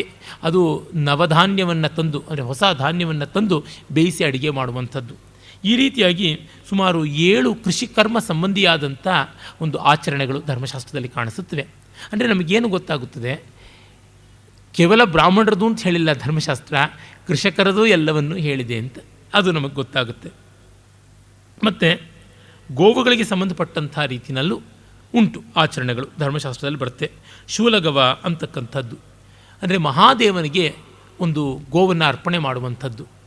ಈ ವೃಷೋತ್ಸರ್ಗ ಅಂತ ಶ್ರಾದ್ದದಲ್ಲಿ ಮಾಡ್ತಾರೆ, ಅಂದರೆ ಒಂದು ಕರುವನ್ನು ದೇವರ ಹೆಸರಿನಲ್ಲಿ ಬಿಡ್ತಕ್ಕಂಥದ್ದು, ಆ ರೀತಿಯಾದಂಥದ್ದು. ಮತ್ತು ಚಾಢ್ಯವಿಹಾರ ಅಂತ ತುಪ್ಪವನ್ನು ರುದ್ರನಿಗಾಗಿ ಅರ್ಪಣೆ ಮಾಡುವಂಥದ್ದು. ಮತ್ತು ಸ್ಥಾಲಿಪಾಕ ಯಜ್ಞ ಅಂತ, ಅಲ್ಲಿ ನಾವು ಗೋವುಗಳು ನಡೆದು ಬರುವ ದಾರಿಯಲ್ಲಿ ಎಲೆಗಳ ಮೇಲೆ ಚೆರುಗಳನ್ನು ಕೊಡುವಂಥದ್ದು. ಇನ್ನೊಂದು ಉಂಟು ಸ್ಥಾಲಿಪಾಕ ಹೋಮ ಅಂತ, ಗೃಹಸ್ಥರು ಮಾಡುವಂಥ ಅಮಾವಾಸ್ಯೆ ಪೂರ್ಣಿಮೆಗಳ ಒಂದು ಹೋಮ, ಅದು ಬೇರೆ. ಮತ್ತು ವೃಷೋತ್ಸರ್ಗ ಅಂತಂದರೆ ನಾನು ಮೊದಲೇ ಹೇಳಿದೆ, ಅದನ್ನು ಶ್ರಾದ್ದಾದಿಗಳಲ್ಲಿ ಮಾಡ್ತಾರೆ ಅಂತ. ಅದಲ್ಲದೆ ನೈಮಿತ್ತಿಕವಾಗಿ ಮಾಡುವಂಥದ್ದು ಉಂಟು. ಅದು ಏನಂದರೆ, ಕಾರ್ತಿಕ ಪೂರ್ಣಿಮೆ ದಿವಸ ಒಂದು ಎತ್ತನ್ನು ಗೂಳಿಯಾಗಿ ಬೆಳೆಸುವಂಥದ್ದು, ಸಮಾಜಕ್ಕೆ ಪ್ರಯೋಜನವಾಗುವಂತೆ, ಬೀಜದ ಗೂಳಿ ಆಗುವಂತೆ ಮಾಡುವಂಥದ್ದು. ಮತ್ತು ಗೋರಕ್ಷಣಾ ಮಂತ್ರ ಜಪ ಇತ್ಯಾದಿ ಕರ್ಮಗಳು ಅಂತಿತ್ತು. ಆಮೇಲೆ ಅತಿಥಿ ಪೂಜೆ, ಮನೆಗೆ ಬಂದವರಿಗೆ ಚೆನ್ನಾಗಿ ಗೌರವ ಕೊಡುವಂಥದ್ದಕ್ಕೆ ಬೇಕಾಗುವಂಥ ಬಹಳ ವಿಸ್ತಾರ. ಒಬ್ಬ ಪುರೋಹಿತ ಇರ್ಬೋದು, ಅಧ್ಯಾಪಕ ಇರ್ಬೋದು, ರಾಜ ಇರ್ಬೋದು, ಸ್ನಾತಕ ಇರ್ಬೋದು, ವೈವಾಹಿಕ ಬಂಧು ಇರ್ಬೋದು, ಇವರೆಲ್ಲ ಬಂದರೆ ಹೇಗೆ ಸತ್ಕಾರ ಮಾಡಬೇಕು ಏನು ಅಂತನ್ನುವಂಥದ್ದು, ಅದಕ್ಕೆ ಕೊಡುವಂಥದ್ದು ಒಂದು ಗೌರವ. ಮಧುಪರ್ಕ ಅಂತ ಕರೀತಾರೆ. ಮಧುಪರ್ಕ ಏನು ಬ್ರಹ್ಮಾಂಡವಾದದ್ದಲ್ಲ, ಒಂದಿಷ್ಟು ಅರಳು, ಜೇನುತುಪ್ಪ, ತುಪ್ಪ, ಹಾಲು, ಮೊಸರು ಬೆರೆಸಿರ್ತಕ್ಕಂಥದ್ದು. ಆ ಒಂದು ಡ್ರಿಂಕ್, ಒಂದು ಎಡಿಬಲ್ ಥಿಂಗ್ ಅಂತಂತೀವಲ್ಲ, ಆ ರೀತಿಯಾದಂಥದ್ದು. ಆದರೆ ಅದನ್ನು ಈ ರೀತಿ ಬೆರೆಸಿ ಕೊಡುವಂಥದ್ದು ಕೆಲವರಿಗೆ ಅಂತ. ಅಂದರೆ ನಮ್ಮ ಪರಂಪರೆಯ ಸ್ವಾರಸ್ಯ ನೋಡಿ, ಯಾವುದು ದುಬಾರಿ ಅಲ್ಲ, ಆದರೆ ಕೆಲವೇ ಸಂದರ್ಭದಲ್ಲಿ ಮಾಡುವಂಥದ್ದು ಅಂತ, ಮತ್ತೆಲ್ಲ ಸಂದರ್ಭದಲ್ಲಿ ಅಲ್ಲ. ಗುಜರಾತಿಯರು ಕೃಷ್ಣ ಜನ್ಮಾಷ್ಟಮಿಯಂದೇ ಕೆಲವೊಂದು ಭಕ್ಷ್ಯಗಳನ್ನು ಮಾಡ್ತಾರೆ, ಮಿಕ್ಕಂತೆ ಮಾಡುವುದಿಲ್ಲ. ನನಗದು ಗೊತ್ತಿಲ್ಲ. ಒಮ್ಮೆ ನನ್ನ ಗುಜರಾತಿ ಸ್ನೇಹಿತರ ಮನೆಗೆ ಹೋಗಿದ್ದೆ, ಜನ್ಮಾಷ್ಟಮಿಯಂದು ತುಂಬ ರುಚಿಯಾದಂಥ ಭಕ್ಷ್ಯಗಳನ್ನು ಕೊಟ್ಟರು. ಭಾಳ ಚೆನ್ನಾಗಿದೆ, ಇದರ ರುಚಿ ತುಂಬ ಸೊಗಸಾಗಿದೆ, ಇದನ್ನು ಹೇಗೆ ಮಾಡಿದ್ರಿ, ನಾನು ನಾಳೆ ಮನೇಲಿ ಮಾಡ್ಕೊಂಡು ತಿಂತೀನಿ ಅಂದರೆ, ಇಲ್ಲ, ನೀವು ಮುಂದಿನ ಕೃಷ್ಣ ಜನ್ಮಾಷ್ಟಮಿಗೆ ಕಾಯಬೇಕು, ಆಗ ನೀವು ಮಾಡಬೇಕು. ಇಲ್ಲ ನಿಮಗೆ ಮಾಡೋದು ಕಷ್ಟ ಅಂದರೆ ಇಲ್ಲಿಗೆ ಬನ್ನಿ ನಾನೇ ಕೊಡ್ತೀನಿ ಅಂತಂದರು. ಇದು ಏನಂದರೆ ಇದು ರುಚಿ ಇರೋದೇನೆ ಎರಡು ರೀತಿ. ವರ್ಷಕ್ಕೊಮ್ಮೆ ತಿನ್ನೋದು, ಕೃಷ್ಣಗೆ ನೈವೇದ್ಯ ಮಾಡಿ ತಿನ್ನೋದು, ಅದರಿಂದ ಅಂತ. ಒಂದು ನಿರೀಕ್ಷೆ ಇರಬೇಕು. ಬದುಕಿನಲ್ಲಿ ನಿರೀಕ್ಷೆ ಇಲ್ಲದಿದ್ದರೆ ಯಾವುದಕ್ಕೂ ಸೊಗಸಿರುವುದಿಲ್ಲ. ಪರೀಕ್ಷೆ ಇಲ್ಲದೆ ಪಾಕ ಬರೋದಿಲ್ಲ, ನಿರೀಕ್ಷೆ ಇಲ್ಲದೆ ಸಂತೋಷ ಬರೋದಿಲ್ಲ. ಅದು ತುಂಬ ಮುಖ್ಯ. ಆಮೇಲೆ ನಾವು ನೋಡುವಂಥದ್ದು ಒಂದು ಸೊಗಸು ಏನು ಅಂತಂದರೆ, ಮಧುಪರ್ಕದಂತೆಯೇ ಪೂರ್ಣ ಕುಂಭಾದಿಗಳನ್ನು ಇಟ್ಟು ಸ್ವಾಗತ ಮಾಡುವಂಥದ್ದು. ಅದು ಅಷ್ಟೇ, ಒಂದು ಕಲಶ ಇಟ್ಟುಕೊಂಡು ಹೋಗಿ ವೇದ ಪುರಸ್ಸರವಾಗಿ ಸ್ವಾಗತ ಮಾಡ್ತೀವಿ. ಅದರೊಳಗೆ ಏನು ದೊಡ್ಡ ವಿಶೇಷ ಅಂತಂದರೆ ಅದು ಕೆಲವರಿಗೆ ಮಾತ್ರ ಕೊಡುವಂಥದ್ದು, ಎಲ್ಲರಿಗೂ ಅಲ್ಲ ಅಂತ. ಅಂದರೆ ಆಚರಣೆ ಸರಳವಾದದ್ದೇ, ಆದರೆ ಅದು ಎಲ್ಲರಿಗೂ ಬಳಸೋದಿಲ್ಲ ಅಂತ. ಈಗ ಪದ್ಮಶ್ರೀ ಪ್ರಶಸ್ತಿ ಬಂದವರಿಗೆ, ಪದ್ಮಭೂಷಣ ಬಂದವರಿಗೆ ಲಕ್ಷಾಂತರ ರೂಪಾಯಿ ಏನು ಕೊಡೋದಿಲ್ಲ. ಎಷ್ಟೋ ಬಾರಿ ಈ ಕೆಲವು ಲೇಖಕರಿಗೆಲ್ಲ ಬರುವಂಥ ಪ್ರಶಸ್ತಿಗಳು ಉಂಟಲ್ಲ, ಬೂಕರ್ ಇರ್ಬೋದು, ಪುಲಿಟ್ಸರ್ ಇರ್ಬೋದು, ಆ ಥರದ್ದೆಲ್ಲ ಲಕ್ಷಗಟ್ಟಲೆ ವ್ಯವಹಾರದ್ದು ಬರುತ್ತೆ. ಆ ಥರದ್ದೇನೂ ಇಲ್ಲ. ಆದರೆ ಕೊಡುವಂಥ ಗೌರವ ದೇಶ ಕೊಡುವ ಗೌರವ ಅಂತ. ಆ ಥರದ್ದು ಒಂದು ವಿಶೇಷ, ಆ ಯೋಗ್ಯತಾ ಸಿದ್ಧಿ ಅಲ್ಲಿ ಉಂಟು. ಸಾಮಾನ್ಯವಾಗಿ ಹೇಳ್ತಾರೆ, ಶೃಂಗೇರಿಯ ಭಾರತೀ ತೀರ್ಥ ಸ್ವಾಮಿಗಳ ಹತ್ರ ಹೊದಿಸ್ಕೊಂಡ ಒಂದು ನೂಲೆಳೆ ಬೇರೆ ಎಲ್ಲೂ ಹೊದಿಸ್ಕೊಳ್ತಕ್ಕಂಥ ಜರಿ ಶಾಲೆಗಿಂತ ಮೇಲಾದದ್ದು ಅಂತ. ಯಾಕೆಂದರೆ ದೊಡ್ಡ ವಿದ್ವಾಂಸರಾದ ಸ್ವಾಮಿಗಳು ಹೊದಿಸಿದ್ದಕ್ಕೆ ಬೆಲೆ ಅಂತ. ಆ ಥರ ಮೇಂಟೈನ್ ಮಾಡಬೇಕು, ಅದು ನಮಗೆ ಬಹಳ ಬೇಕಾದದ್ದು. ಇವರೊಬ್ಬರು ಇವರ ಬಗ್ಗೆ ಒಳ್ಳೆ ಮಾತಾಡಿದ್ರು ಅಂದರೆ ಅದು ಖಂಡಿತ ಸರಿಯಾದದ್ದು. ಹಿಂದೆ ಸುಬ್ಬುಡು ಅಂತ ಒಬ್ಬರು ಕಲಾ ವಿಮರ್ಶಕರಿದ್ದರು. ಅವರು ಒಂದು ಕಲಾ ವಿಮರ್ಶೆ ಬರೆದರೆ ಅದೊಂದು ರೇಟೆಡ್ ಅಂತನ್ನುವಂಥ ಅರ್ಥ. ಸುಬ್ಬುಡು ವಿಮರ್ಶೆ ಆಗಿದೆಯಾ ನಿನ್ನ ಪ್ರೋಗ್ರಾಮ್ಗೆ, ಹಾಗಿದ್ರೆ ನೀನು ಇಲ್ಲಿ ಅಪ್ಲಿಕೇಶನ್ ಹಾಕೋದಕ್ಕೆ ಯೋಗ್ಯ ಅಂತ. ಈ ತರಹದ ಒಂದು ವ್ಯಕ್ತಿ ಯೋಗ್ಯತೆ ಬೆಳೆಯಬೇಕು. ಅಂಥವ್ರು ಕರಪ್ಟ್ ಆಗಬಾರ್ದು, ಸಿನಿಕಲ್ಲೂ ಆಗಬಾರ್ದು. ಎರಡು ರೀತಿ. ಕರಪ್ಟ್ ಆದಾಗ ಯಾರಂದರೆ ಅವರಿಗೆ ಹೇಗೆ ದುಡ್ಡು ಕೊಟ್ಟರೆ ಹಾಗೆ ಬರೀತಾರೆ. ಸಿನಿಕಲ್ ಆದಾಗ ಎಷ್ಟು ಚೆನ್ನಾಗಿ ಮಾಡಿದ್ರೂ ಅಪಸ್ವರಗಳು ಹಾಡ್ತಾರೆ. ಅದು ತಪ್ಪಾಗುತ್ತದೆ, ಹಾಗಿರಬಾರ್ದು. ಅದರಿಂದ ಇಂಥವರು ಇದನ್ನು ಮೆಚ್ಚಿದ್ರು ಅಂದರೆ ಅದಕ್ಕೆ ಒಂದು ಗುಣ ಇರಬೇಕು ಅನ್ನುವಂತೆ ನೋಡಿಕೊಳ್ಳುವ ಬದುಕು ತುಂಬ ಮುಖ್ಯ. ಅಲ್ಲಿ ಶಿಷ್ಟತ್ವ ಬರುತ್ತದೆ. ಶಿಷ್ಟರ ಆಚರಣೆಯಿಂದಲೇ ಜಗತ್ತಿನದೆಲ್ಲ ತೀರ್ಮಾನವಾಗುತ್ತದೆ. ಆ ದೃಷ್ಟಿಯಿಂದ ಯದ್ಯದಾಚರತಿ ಶ್ರೇಷ್ಠ ತತ್ತದೇವ ಇತರೋ ಜನಃ ಅಂತೀವಲ್ಲ, ಅದು ತುಂಬ ತುಂಬ ವಿಶೇಷವಾಗಿ ಕಾಣುವಂಥದ್ದು. ಆಮೇಲೆ ಗೃಹ ನಿರ್ಮಾಣ, ಮನೆ ಕಟ್ಟುವುದು. ಆ ಮನೆ ಕಟ್ಟುವ ರೀತಿ ಏನು, ಕ್ಷೇತ್ರ ಶುದ್ಧಿ ಮಾಡುವಂಥದ್ದು ಹೇಗೆ, ಶಂಕುಸ್ಥಾಪನೆ ಅದೇ ಗುದ್ದಲಿ ಪೂಜೆ ಅಂತಾರಲ್ಲ ಅದರ ವಿಶೇಷ ಏನು, ಆಮೇಲೆ ಆ ಕ್ಷೇತ್ರ ಖನನ ಮಾಡಿ ಬುನಾದಿ ಹಾಕತಕ್ಕಂಥದ್ದು, ಅಸ್ಥಿಭಾರ, ಮತ್ತು ದ್ವಾರಬಂಧ ನಿರ್ಮಾಣ, ಈ ಥರದ್ದೆಲ್ಲ ಯಾವ್ಯಾವ ಹಂತಗಳುಂಟು ಅಲ್ಲಿ ಮಾಡುವಂಥ ಒಂದು ವಿಶಿಷ್ಟವಾದ ಕರ್ಮಗಳು. ಮತ್ತು ಗೃಹಕರ್ಮ ಪೂರ್ತಿ ಆದಮೇಲೆ ವಾಸ್ತುವಷ್ಪತಿ ಪೂಜಾ, ವಾಸ್ತುಬಲಿ, ವಾಸ್ತುಶುದ್ಧಿ ಮಾಡಿ ಅಲ್ಲಿ ಗೃಹ ಪ್ರವೇಶ ಮಾಡುವಂಥದ್ದು. ದೇವರ ಚಿತ್ರವನ್ನು, ವಿಗ್ರಹವನ್ನು, ತ್ರೇತಾಗ್ನಿಗಳನ್ನು ಇಟ್ಟುಕೊಂಡು ಗೋಪೂಜೆಯನ್ನು ಮಾಡಿ ಗೋವಿನ ಪುರಸ್ಸರವಾಗಿ ಆ ಮನೆಗೆ ಪ್ರವೇಶ ಮಾಡುವಂಥದ್ದು.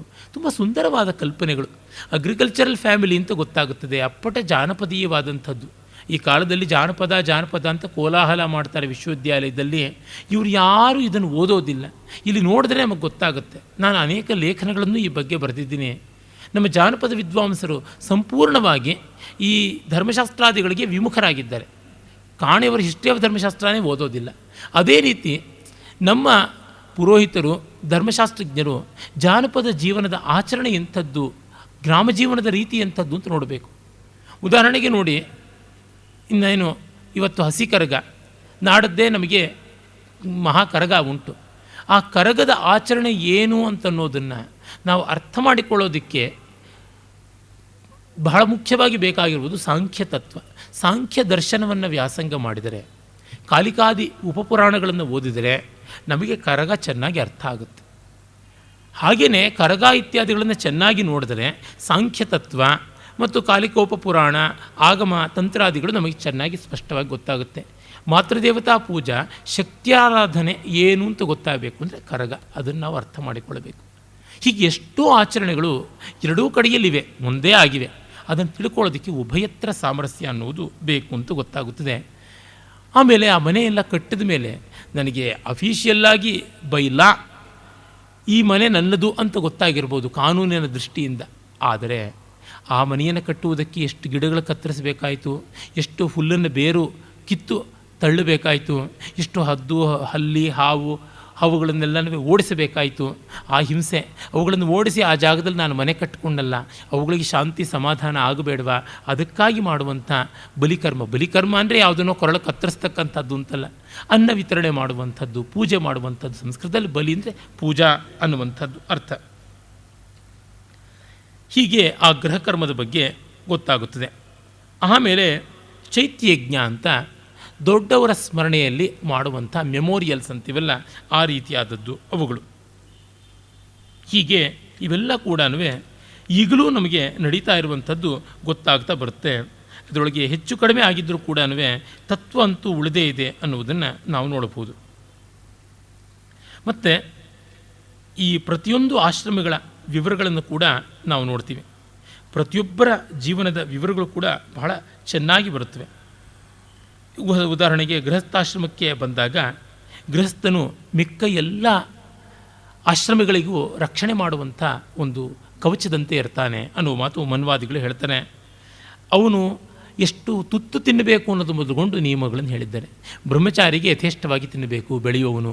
ಗೃಹಸ್ಥನಾದವನು 32 ತುತ್ತು ತಿನ್ನಬಹುದು, ವಾನಪ್ರಸ್ಥ 16 ತುತ್ತು, ಸನ್ಯಾಸಿ 8 ತುತ್ತು ತಿನ್ನಬಹುದು. ಆ ತುತ್ತು ಅಂದರೆ ಕುಂಬಳಕಾಯಿ ತೆಂಗಿನಕಾಯಿ ಗಾತ್ರದ್ದಲ್ಲ, ಅದು ಒಂದು ಮುಷ್ಟಿಯಲ್ಲಿ ಅಡಗುವಂಥದ್ದು ಅಂತೆಲ್ಲ ಮಾಡಿದ್ದಾರೆ. ಅಂದರೆ ವಯಸ್ಸಿಗೆ ತಕ್ಕಂತೆ, ಆರೋಗ್ಯಕ್ಕೆ ತಕ್ಕಂತೆ, ಸಮಾಜದ ಪರಿಸರದ ಅನುಕೂಲತೆಗೆ ತಕ್ಕಂತೆ ಎಲ್ಲ ಮಾಡಿದ್ದಾರೆ ಅಂತ ಗೊತ್ತಾಗುತ್ತದೆ. ಸ್ಥಿರನಾಗಿರಬೇಕು, ಸಂಯಮಿಯಾಗಿರಬೇಕು, ಉದಾರಿಯಾಗಿರಬೇಕು ಮತ್ತು ವಿವೇಕಿಯಾಗಿರಬೇಕು, ಜಾಗರೂಕನಾಗಿರಬೇಕು ಅಂತೆಲ್ಲ ಹೇಳಿದ್ದಾರೆ. ಮತ್ತು ತುಂಬ ಜಿಪುಣತನ ಮಾಡಿಕೊಂಡು ಒದ್ದಾಡಿಕೊಂಡು ಇರಬಾರ್ದು, ಒಂದಷ್ಟು ಸುಖವನ್ನು ಅನುಭವಿಸಬೇಕು ಅಂತಿದ್ದಾರೆ. ಯದ್ವಾ ತದ್ವಾ ಇರಬಾರ್ದು. ಕ್ಲುಪ್ತ ಕೇಶ ನಖಶ್ಮಶ್ರು, ತಲೆ ಕೂದಲು, ಗಡ್ಡ, ಮೀಸೆ, ಉಗುರು ಇತ್ಯಾದಿಗಳನ್ನು ಕಾಲಕ್ಕೆ ತಕ್ಕಂತೆ ಕತ್ತರಿಸಿಕೊಳ್ಳುವರಾಗಿರಬೇಕು. ತುಂಬ ಕಳಪೆ ಬಟ್ಟೆಗಳನ್ನು, ಕೊಳೆ ಬಟ್ಟೆಗಳನ್ನು ಹಾಕಿಕೊಳ್ಳಬಾರದು. ಶುಭ್ರತೆಯನ್ನು ಉಳಿಸಿಕೊಳ್ಳಬೇಕು ಅನ್ನುವ ಸಾಮಾನ್ಯವಾದ ಹೈಜೀನ್ ಅನ್ನೋದರಿಂದ ಮೊದಲುಗೊಂಡು ಎಲ್ಲವನ್ನೂ ಹೇಳಿದ್ದಾರೆ. ಊಟ ಮಾಡಬೇಕಾದರೆ ಯಾವ ರೀತಿ, ಊಟದ ವಿಧಾನ ಹೇಗೆ, ಮತ್ತು ಎಷ್ಟು ಬಾರಿ ಊಟ ಮಾಡಬೇಕು, ಆ ಪಂಕ್ತಿ ಬಾಹ್ಯರಾದವರು ಯಾರು, ಸಪಾಂಕ್ತೆಯರು ಯಾರು, ಈ ಎಲ್ಲ ವಿವರಗಳನ್ನು ಕೂಡ ನಾವು ನೋಡ್ತೀವಿ. ಆಮೇಲೆ ವಾನಪ್ರಸ್ಥನಾದವನು ಹೇಗೆ ಕ್ರಮವಾಗಿ ಇಲ್ಲಿಂದ ಬಿಟ್ಟು ಹೋಗಿ ತತ್ವಚಿಂತನೆ ಮಾಡಿಕೊಂಡು ಈ ಎಲ್ಲ ಕರ್ಮಗಳನ್ನು ಸಾಂಕೇತಿಕವಾಗಿ ಮಾಡ್ತಾ ಬರ್ತಾನೆ. ಮತ್ತು ಸನ್ಯಾಸಿಯಾದಾಗ ಇವನ್ನೆಲ್ಲವನ್ನು ಸಂಪೂರ್ಣವಾಗಿ ಬಿಟ್ಟು ಕೇವಲ ತತ್ವೈಕ ನಿಷ್ಠನಾಗಿ ಬಾಳ್ತಾನೆ. ಮತ್ತು ಅವನು ಸರ್ವರಿಗೂ ಅಭಯವನ್ನು ಕೊಟ್ಟು ಬಾಳಬೇಕಾಗುತ್ತದೆ. ಮತ್ತು ವೇಷದಲ್ಲಿ, ಲಾಂಛನದಲ್ಲಿ ಏನು ದೊಡ್ಡದಿಲ್ಲ, ಸಂಕೇತ ಮಾತ್ರ ಅಷ್ಟೇ. ನ ಲಿಂಗಂ ಧರ್ಮ ಕಾರಣಂ ಅನ್ನುವುದೇ ಮನುವಿನ ಮಾತು. ಆ ಎಲ್ಲ ವಿವರಗಳನ್ನು ಕೂಡ ನಾವು ನೋಡ್ತೀವಿ. ಮತ್ತು ಇಲ್ಲಿ ಗಮನಿಸಬೇಕಾದ್ದೇನೆಂದರೆ ಎಲ್ಲ ವರ್ಣಗಳವರಿಗೂ ಕೂಡ ಈ ಸಂಸ್ಕಾರಗಳೆಲ್ಲ ಇತ್ತು ಅಂತ ಗೊತ್ತಾಗುತ್ತದೆ. ಆಮೇಲೆ ಅವಧೂತರಾಗುವಂಥ, ಅತ್ಯಾಶ್ರಮಗಳಾಗುವಂಥವರು ಇದ್ದರು, ಜ್ಞಾನಿಗಳಾಗಿ ಅನೇಕ ರೀತಿಯಲ್ಲಿ ಚರಣ ಮಾಡ್ತಾ ಇದ್ದರು ಅನ್ನುವುದು ಗೊತ್ತಾಗುತ್ತದೆ. ಅದೇ ರೀತಿ ಧರ್ಮಶಾಸ್ತ್ರಗಳು ಸ್ತ್ರೀಯರ ಕರ್ತವ್ಯ ಅಕರ್ತವ್ಯಗಳನ್ನು ಹೇಳುತ್ತವೆ. ಸಾಕಷ್ಟು ಔದಾರ್ಯವನ್ನು ತೋರಿಸಿದ್ದಾರೆ, ಕೆಲವೊಂದು ಕಟ್ಟಲೆಗಳನ್ನು ಹೇಳಿದ್ದಾರೆ. ದೇಶಕಾಲಗಳಿಗೆ ಅನುಸಾರವಾಗಿ ಬದಲಾಗ್ತಾ ಇರ್ತವೆ ಅನ್ನೋದು ಗೊತ್ತು. ತಂದೆ, ಗಂಡ, ಮಕ್ಕಳ ಜೊತೆಗೆ ಅವಳು ಬಾಳಬೇಕು, ಮತ್ತು ಅವಳ ಹಿತವನ್ನು ಗಂಡ, ತಂದೆ, ಮಕ್ಕಳು ನೋಡಬೇಕು. ಅವಳಿಗೆ ಯಾವ ರೀತಿಯಲ್ಲೂ ತೊಂದರೆ ಮಾಡಬಾರ್ದು. ಒಳ್ಳೆಯ ವಿದ್ಯಾಭ್ಯಾಸವನ್ನು ಕೊಟ್ಟು ತನ್ನ ಕಾಲ ಮೇಲೆ ತಾನು ನಿಲ್ಲುವ ಸಾಮರ್ಥ್ಯವನ್ನು ಬರೆಸಬೇಕು. ಯೋಗ್ಯನಾದ ಗಂಡನನ್ನು ಹುಡುಕಿಕೊಡಬೇಕು. ಹಾಗೆ ಹುಡುಕಿಕೊಡದೇ ಇದ್ದರೆ ಅವಳೇ ಇಷ್ಟ ಬಂದವರನ್ನು ಬರೆಸಬಹುದು. ಮತ್ತು ಮದುವೆಯೇ ಬೇಡ ಅಂತ ಬೇಕಾದರೆ ಬ್ರಹ್ಮಚಾರಿಣಿಯಾಗೂ ಇರಬಹುದು. ಹೀಗೆಲ್ಲ ಉಂಟು. ಎಕ್ಸೆಪ್ಷನ್ಸ್ ಕೆಲವರು ಇರ್ತಾರೆ. ಹೆಚ್ಚಿನ ಜನರೆಲ್ಲ ಸಾಮಾನ್ಯವಾಗಿ ಗೃಹಸ್ಥಾಶ್ರಮಕ್ಕೆ ಬರ್ತಾರೆ. ಹಾಗೆ ಬಂದ ಮೇಲೆ ತನ್ನದನ್ನೇ ಮೂಗು ಮೇಲು ಮಾಡಿಕೊಂಡು ಮುಂದೆ ಮಾಡಿಕೊಂಡು ಹೋಗುವಂಥದ್ದಲ್ಲ. ಇಡೀ ಸಮಷ್ಟಿಯ ಒಟ್ಟು ಮನೆಯ ಐಕಮತ್ಯಕ್ಕೆ, ಅನುಕೂಲತೆಗೆ ತಕ್ಕಂತೆ ಬಾಳಬೇಕು ಅನ್ನುವುದನ್ನು ಹೇಳ್ತಾರೆ. ಅಂದರೆ ಹೆಣ್ಣಾದವಳಿಗಾಗಲಿ ಗಂಡಾದವನಿಗಾಗಲಿ ಕುಟುಂಬ ಅಂತ ಬಂದ ಮೇಲೆ ತನ್ನ ಇಷ್ಟದನ್ನೆಲ್ಲ ತಾನು ನಿಶ್ಶಂಕವಾಗಿ ಸಾಧಿಸೋಕ್ಕಾಗೋಲ್ಲ. ಮನೆ ಕೆಲಸ, ಮಕ್ಕಳನ್ನು ನೋಡಿಕೊಳ್ಳೋದು, ಬಾಧ್ಯತೆ ಎಲ್ಲ ಇರ್ತದೆ. ಆಗ ತಾನು ಸಾಧಿಸೋಕ್ಕಾಗದೇ ಇರೋದನ್ನು ಮಕ್ಕಳ ಮೂಲಕವಾಗಲೂ ಸಾಧಿಸೋದಕ್ಕೆ ಪ್ರಯತ್ನ ಪಡಬೇಕು. ಅಥವಾ ಇನ್ಯಾರಾದರೂ ಆ ಕ್ಷೇತ್ರದಲ್ಲಿ ಸಾಧಕರು ಮಿಗಿಲಾದವರಿದ್ದರೆ ಅವರಿಗೆ ಪೂರಕವಾಗಿ ನಡ್ಕೊಳ್ಳಬೇಕು. ಎಲ್ಲರೂ ಪಲ್ಲಕ್ಕಿಯಲ್ಲಿ ಕೂತ್ಕೊಳ್ಬೇಕು ಅಂತಂದರೆ ಪಲ್ಲಕ್ಕಿ ಹೊರೋಕ್ಕೆ ಯಾರೂ ಇರೋದಿಲ್ಲ. ಸರಿ, ಪಲ್ಲಕ್ಕಿ ಹೊರೋದೇನ ನಮ್ಮ ಕರ್ಮ ಅಂತಂದರೆ ಅದನ್ನು ಸಂತೋಷ ಪಡಬಹುದು. ಯಾಕೆಂದರೆ ಡಿ ವಿ ಜಿ ಹೇಳ್ತಾರೆ, ಹಸೆ ಉಂಟು ನಿನಗೆ ಬ್ರಹ್ಮಪುರಿಯೊಳಗೆ ಅಂತ. ಈ ಬ್ರಹ್ಮಪುರಿಯಲ್ಲಿ ಪ್ರತಿಯೊಬ್ಬರಿಗೂ ಹಸೆ ಇದೆ, ಅದು ಇದ್ದೇ ಇರುತ್ತೆ. ಪ್ರತಿಯೊಬ್ಬರಿಗೂ ಒಂದೊಂದು ಟ್ಯಾಲೆಂಟ್ ಇರುತ್ತೆ. ಮತ್ತು ಅಯ್ಯೋ ನಮ್ಮದೇನು ಟ್ಯಾಲೆಂಟು ಅಂತ ಮೂಗು ಮುರಿತಾರೆ. ಎಷ್ಟೋ ಜನ ಹೆಣ್ಣು ಮಕ್ಕಳಿಗೆ ವಿ ಆರ್ ಹೌಸ್ ವೈಫ್ಸ್ ಅಂತ ಹೇಳ್ಕೊಳ್ಳೋದಕ್ಕೆ ತುಂಬ ಸಂಕೋಚ ಆಗುತ್ತೆ. ಏನು ಮಾಡ್ತಾ ಇದ್ದೀರಿ ಅಂತಂದರೆ ಏನೂ ಮಾಡ್ತಾ ಇಲ್ಲ ಅಂತಾರೆ. ಖಂಡಿತ ಇಲ್ಲ, ಮುಂದಿನ ಜನಾಂಗವನ್ನು ರೂಪಿಸ್ತಾ ಇದ್ದೀವಿ, ನಾವು ಅನ್ನಬ್ರಹ್ಮದ ನಿರ್ಮಾಣ ಮಾಡ್ತಾ ಇದ್ದೀವಿ ಅಂತ ಹೇಳ್ಬೋದಲ್ಲ. ಈಗ ನಾವು ಹೇಳ್ತಾರೆ, ನಾವೆಲ್ಲ ಹೇಳೋದನ್ನು ಕೇಳಿಯೇ ಇದ್ದೀವಿ, ಅಂಗವಿಕಲರನ್ನೆಲ್ಲ ಬಂದುಬಿಟ್ಟಿದ್ದು differently capable, other way capable ಅಂತೆಲ್ಲ ಹೇಳುವಂಥ ಯೂಫಮಿಸಮು. ಅದೇ ತಾನೇ ಹೋಮ್ ಮೇಕಿಂಗ್ ಅಂತೆಲ್ಲ ಹೇಳ್ತಾರೆ. ಹೋಮ್ ಇಂಡಸ್ಟ್ರಿ ಅಂತ ಬೇಕಾದ್ರೂ ಹೇಳ್ಬೋದು, ಏನೋ ಹೋಮ್ ಮ್ಯಾನೇಜ್ಮೆಂಟ್ ಅಂತೆಲ್ಲ ಹೇಳ್ಬೋದು. ಹಾಗೆ ಹೇಳ್ಬೋದು, ಬರೀ ಹೇಳಿಕೆ ಮಾತ್ರ ಅಲ್ಲ. ಈ ಹೊತ್ತೇನಾಗಿದೆ, ಹೇಳಿಕೆ ಆಗಿದೆ, ಆಕರ್ಷಕವಾದ ಹೆಸರಿಡ್ತಾ ಇದ್ದಾರೆ, ಗೌರವ ಕೊಡ್ತಾ ಇಲ್ಲ. ಆದರೆ ನಮ್ಮ ಧರ್ಮಶಾಸ್ತ್ರಗಳಲ್ಲಿ ನೋಡಿದರೆ ಆಕರ್ಷಕವಾದ ಹೆಸರುಗಳು ಇಲ್ಲದೆ ಹೋದರೂ ತುಂಬ ಅನನ್ಯವಾದ ಗೌರವ ಕೊಡ್ತಾಯಿದ್ರು. ಯಾರೇ ಆಗಲಿ ತಾಯಿಗೆ ಸರ್ವೋಚ್ಚವಾದ ಗೌರವ ಕೊಡಬೇಕು ಅಂತಂತ ಇದ್ರು. ಇವತ್ತು ನಡೀತಾ ಇದೆಯಾ ಹಾಗೆ? ಇಲ್ಲವಲ್ಲ. ಹೆಣ್ಣಾದವಳು ಯಾವ ಸ್ಥಿತಿಯಲ್ಲಿಯೂ ಕೂಡ ಅವಧ್ಯಳು ಅಂತಂತಾರೆ. ಮತ್ತು ಯಾವ ಹೆಣ್ಣನ್ನು ಕೂಡ ತಾನು ತುಂಬ ಗೌರವದಿಂದ ಕಾಣಬೇಕು ಅಂತ. ಒಬ್ಬ ಗರ್ಭಿಣಿ ಎದುರಿಗೆ ಬಂದರೆ ಮಹಾರಾಜ ಕೂಡ ಹಾದಿ ಬಿಟ್ಟು ದಾರಿಯನ್ನು ಕೊಡಬೇಕು ಅನ್ನುವಂಥ ಮಾತು ಬರುತ್ತೆ ಧರ್ಮಶಾಸ್ತ್ರದಲ್ಲಿ. ಒಬ್ಬ ಹೆಣ್ಣಿಗೆ ನೌಕೆಯಲ್ಲಿ ಎಲ್ಲಿಯೂ ಕೂಡ ಚಾರ್ಜ್ ಇಲ್ಲ, ಫೆರಿ ಚಾರ್ಜಸ್ ಇಲ್ಲ. ಅವಳ ಒಂದು ತವರಿನ ಬಳುವಳಿ ಅಂತ ಯಾವುದುಂಟು, ಸ್ತ್ರೀಧನ ಅಂತ ಯಾವುದು ಕೊಟ್ಟಿರ್ತಾರೆ, ಅದರ ಮೇಲೆ ತೆರಿಗೆ ಇಲ್ಲ, ಟ್ಯಾಕ್ಸ್ ಫ್ರೀ.